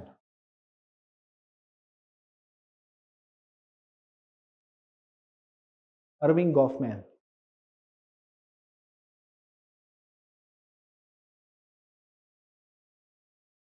You must have realized one thing. None of these institutions, if someone asks you the nearest shopping mall, you will tell them easily. ये left लो, right लो, सीधा सामने. If someone tell you petrol pump, आगे जाओ, roundabout से left. If someone asks you school, nearby school, ये रहा. But if someone asks you nearby cult organization, that what is cult organization? The institutions run by Brahma Kumaris, Ramdev, Ram Rahim. These are cult organizations. Can you easily locate them.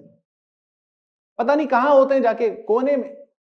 Brahma Kumaris, the headquarter of Brahma Kumaris, if one of you have ever been to, or again mother generally, okay, maybe some of your mothers may be knowing about it very well.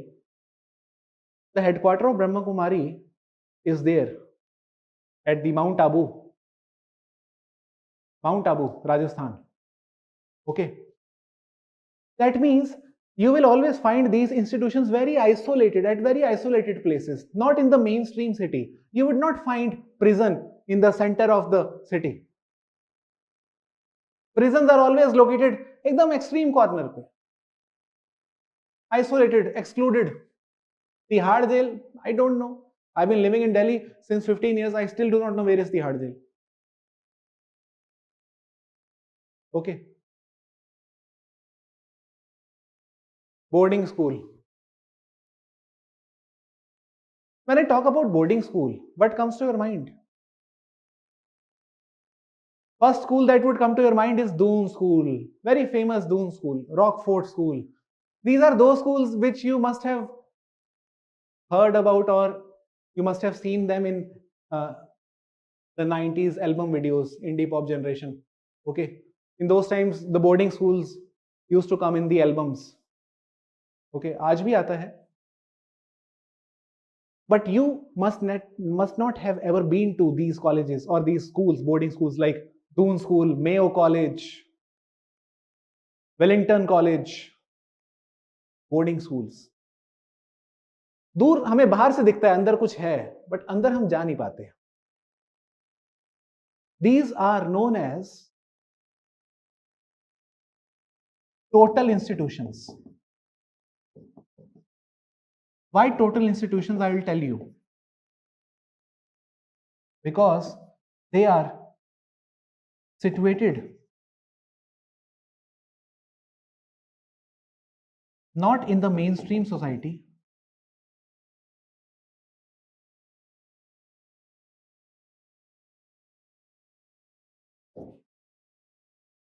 and they have their own set of rules. Their own set of rules that you are not familiar with. All these institutions have their set of rules which are not present in the mainstream society that you are familiar with. Okay. Suppose I got admission in boarding school. What will happen?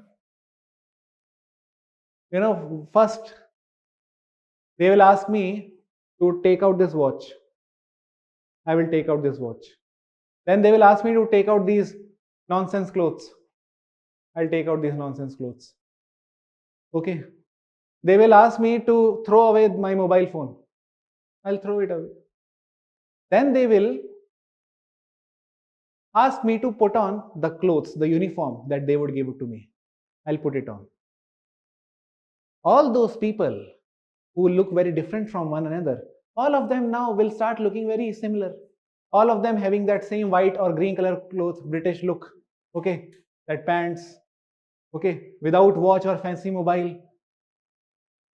All of them would have to speak in English, the same accent, because in boarding school like Doon, you have to have a status. You should be coming from a specific background, and not just anyone can be taking admission in that premier school. Okay, so you would have a specific set of environment that Doon School wants to have in that ambience, in that place. Same treatment is given to someone who is admitted in mental asylum. Uniform, all your possessions throw away. You would stay here for no amount of time that we can tell you. Okay, as long as we want. Okay. Cult organization.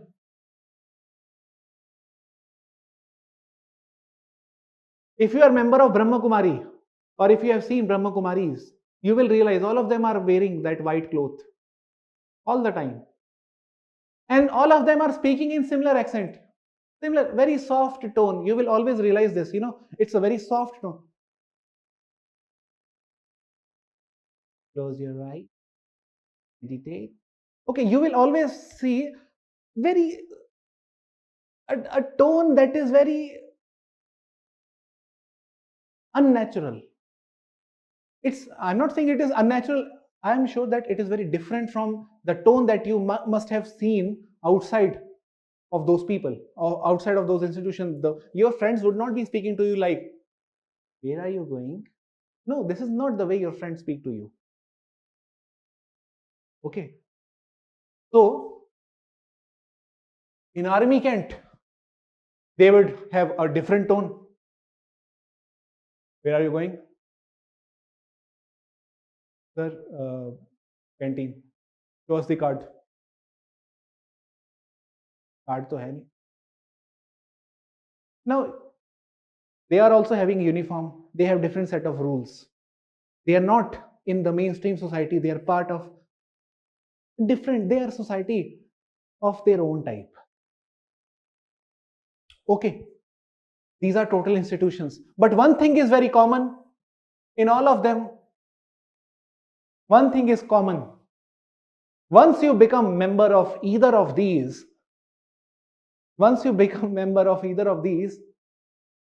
your personality changes altogether. That means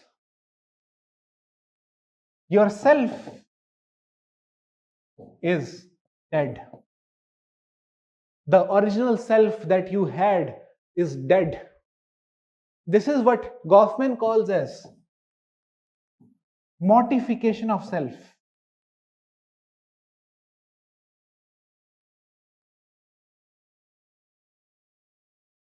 Mortification of self.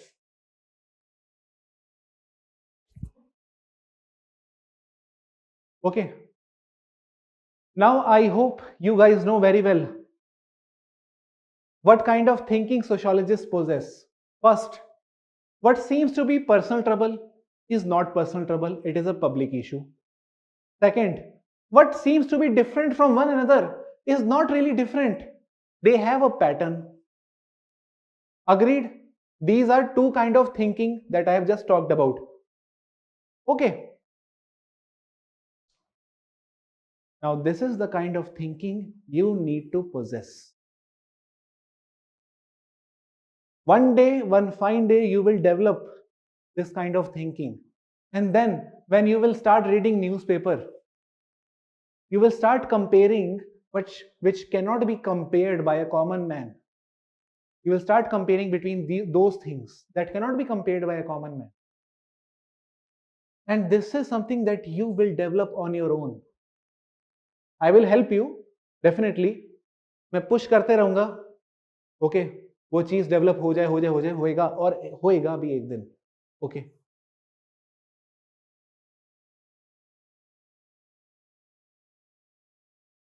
Now write down.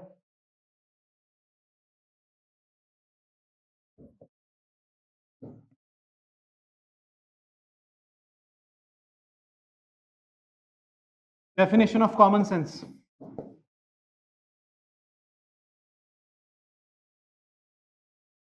Common sense is defined as set of beliefs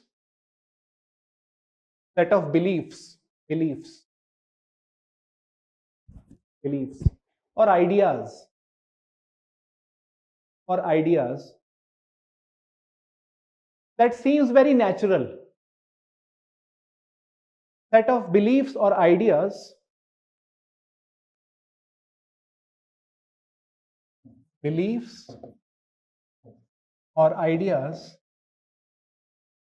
that seems very natural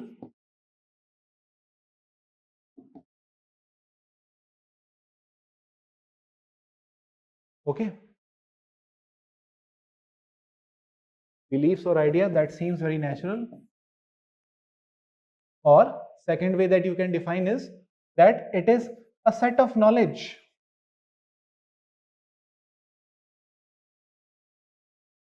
that is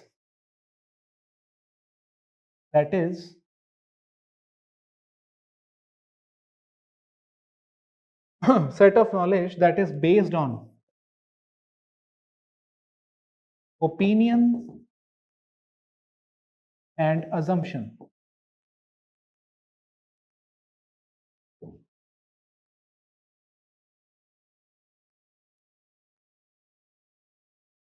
This is what common sense knowledge is. Opinions, assumptions जो हमारे होते हैं,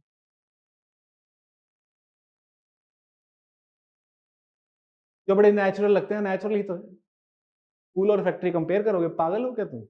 तुम्हें दिख नहीं रहा बड़ी अलग चीजें हैं? बेवकूफ वाली बातें कर रहे हो। तुम्हें स्कूल और फैक्ट्री में फर्क बताऊं मैं? Very natural. Okay, so this is what common sense is, and before common sense I explained you what is sociological imagination. Okay, now what is the time? 4:10. Now I will draw one table to show comparison between these two. Quickly we will write those 3 or 4 points. The topic is over.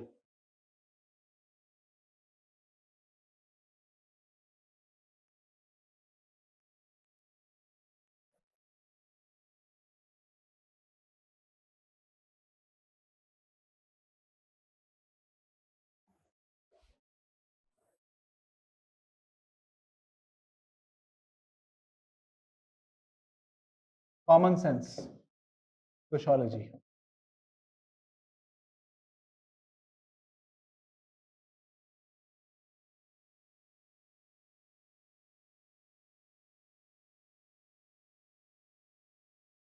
Common sense, as I told you, set of knowledge based on beliefs, assumptions, opinion that seem very natural or that looks very natural.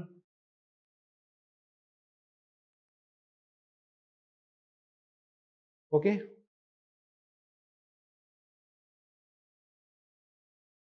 Sociology, on the other hand, is not a set of knowledge that is based on assumptions, opinions. It is based on scientific method. Scientific method in the sense data is collected every time. Every time we would be collecting data.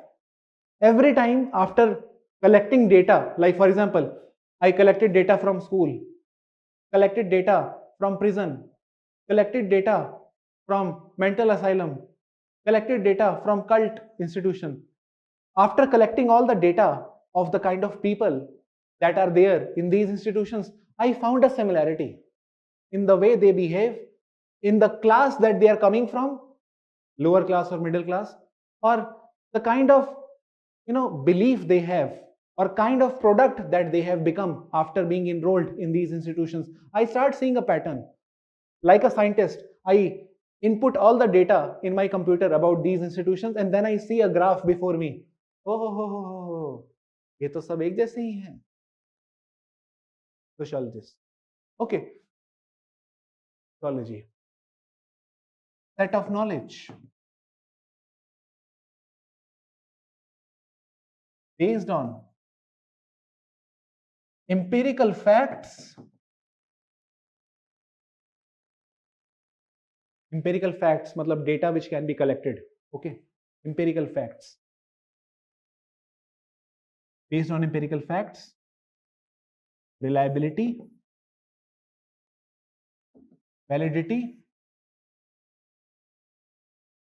and cause effect or theory.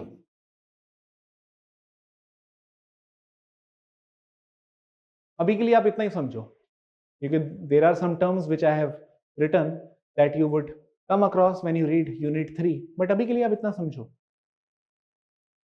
Empirical facts पे based होता है. Sociological knowledge is based on empirical facts. We collect data. We see whether the data that we have collected is reliable or not. What is the meaning of reliability?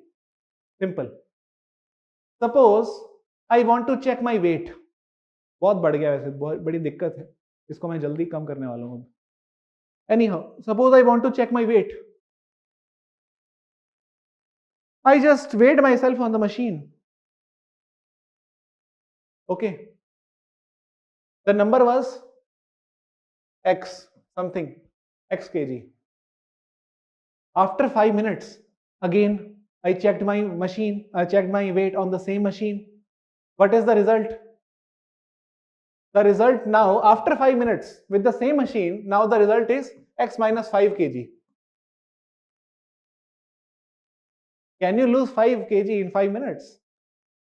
That shows that machine is not reliable. Okay. Remember that 1 rupee coin? We used to put that in machine.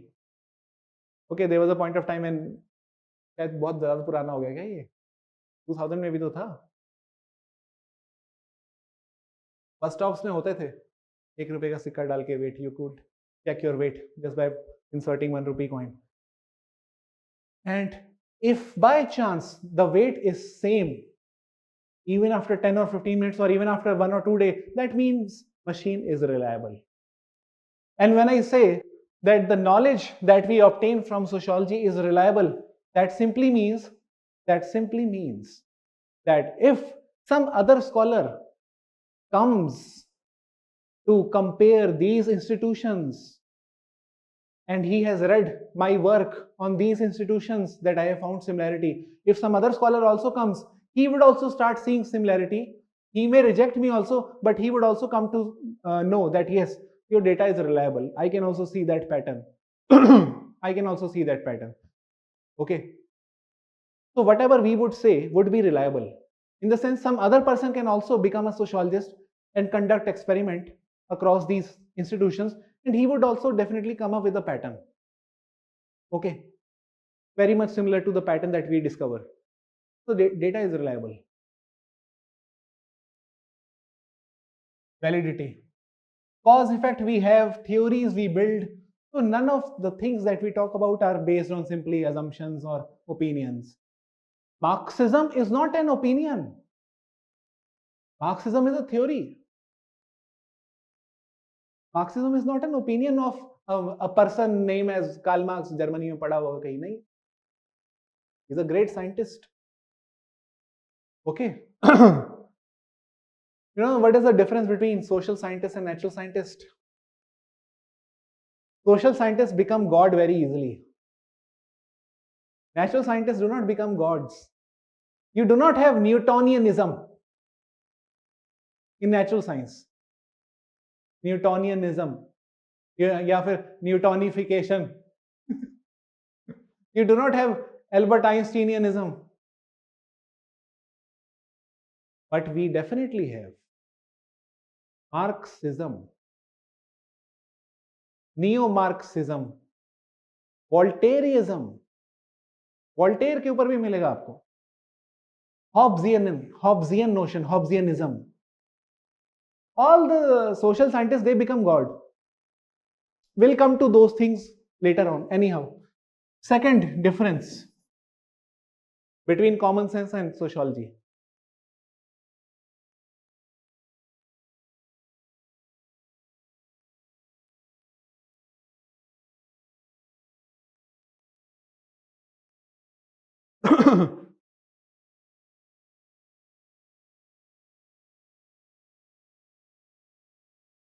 Common sense knowledge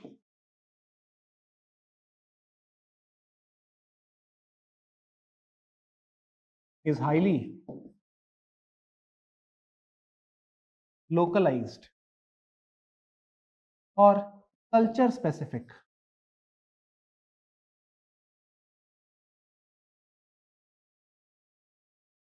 That means it is not universal.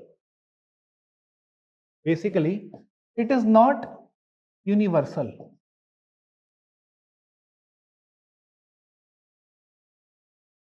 Common sense knowledge is not universal. You know why? There are many people amongst all of you who do not eat chicken on Tuesday. They don't eat chicken on Tuesday. Okay ऐसे खा लेंगे, Tuesday को नहीं. If American gets to know about this, he will laugh at you. Okay, and this is what the common sense knowledge is. If it is so natural that on Tuesday one should not be having chicken, then even an American should not be having chicken on Tuesday. But it is only our common sense knowledge. And many people from South India may not be having this belief that on Tuesday we should not be having chicken. It is very North Indian, this Delhi, Punjab and UP, Bihar का जो belt है यहाँ पर है ये. In Northeast you will not have such beliefs. They have some other set of beliefs that are very different to us, different from us. Yes, Sajid, we have Darwinism as well. Yes, वही मैंने बताया, social science में सब God बन जाते हैं. Okay. So, common sense is very naturalistic, highly localized, and culture specific. Okay. Do you know? There is one group in India where the family is headed by mothers and the property is passed on to the daughters. And that group is Khasi community in Shillong, Meghalaya. They have matrilineal system, very unusual, but for them it is their common sense. For them it is common sense. For them it is very shocking that we have patrilineal system and property is passed on to brothers, although today property can be passed on to either of them. Okay, but still in majority cases, if father has to pass on the property to the daughter, he would have to sign specifically a petition, or sorry, not petition, that letter for that. But for passing on the property to the boy, he does not need to sign anything.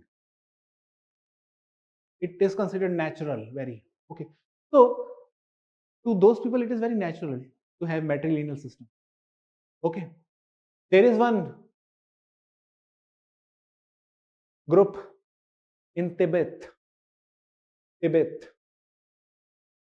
Tibetan Buddhist.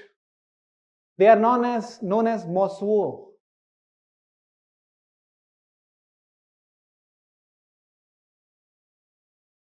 Mosuo. It's a tribe. Mosuo tribe. Tibetan Buddhist tribe.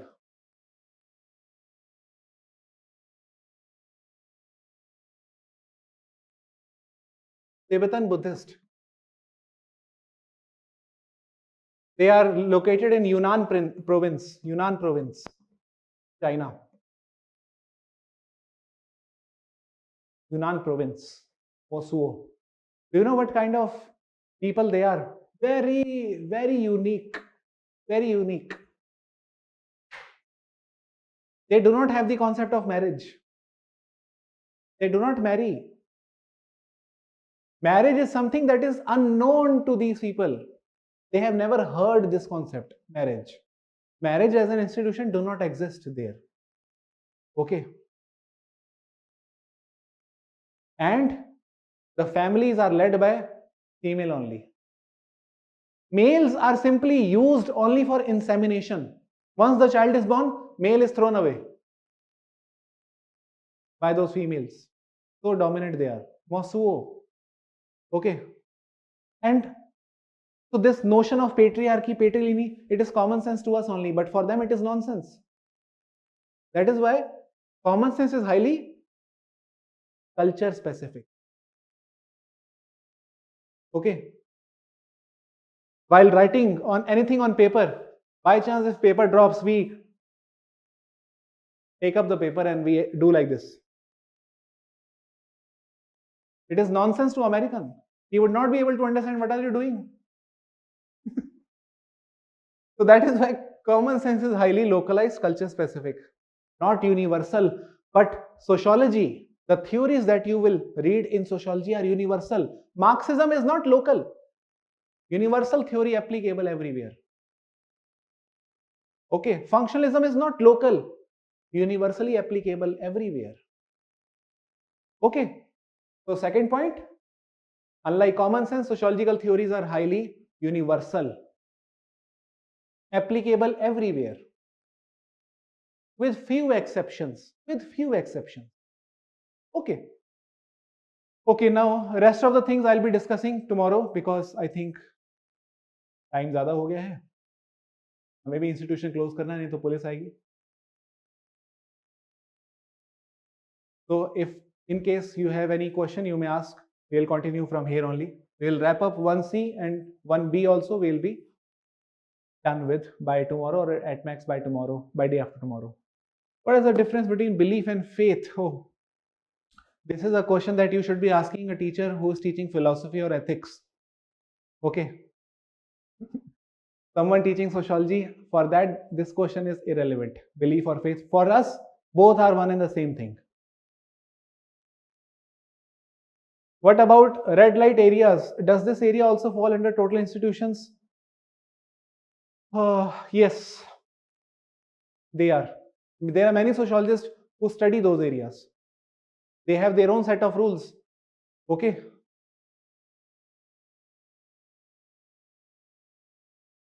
And not easily located. Common sense knowledge. Does common sense knowledge contribute to sociological knowledge and formation of theories? Yes. This is something that I will explain to you tomorrow. Yes, definitely. Common sense knowledge definitely helps. Okay. Not every time. Not every time. Remember, if I am a positive scholar, that means if I am a scholar who believes in scientifically studying society, I would not be bothered about common sense or opinions. I would rather collect data.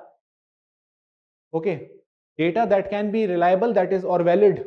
And common sense data may not be reliable. Today I ask someone, where is this 5 block number 6? He will tell me, must be here, go left. After some time, I ask someone else, he says, no, that is there. So in common sense, this is how we generally operate in our everyday life. Okay, we simply say anything, just without any data or anything. बस मन कर रहा था बोल दिया उसको, left जा रहा था तो मेरे को लगा राइट ही बोल दूं. ठीक है, but scientists collect data. Okay, that data is not based on the observation of these people. So positivists do not collect data or do not really believe in common sense. But there are many people like Max Weber, which I will tell you, or the scholars from the tradition of Max Weber who believe in common sense knowledge also. Please explain organic analogy. Organic analogy simply means comparing human body with society. Human body consists of multiple organs, each organ contributing to the functioning of human body. Similarly, society consists of multiple organs, each organ contributing to the functioning of society. This is organic analogy. What does pan means? Pan means everywhere. Everywhere. You have PAN card, na? PAN card. Okay, PAN, although the PAN in that PAN card stands for permanent account number, but why did they call it PAN acronym? Because it is valid everywhere. PAN card is valid everywhere because it has photo as well. Okay, it is your ID card. So PAN means everywhere.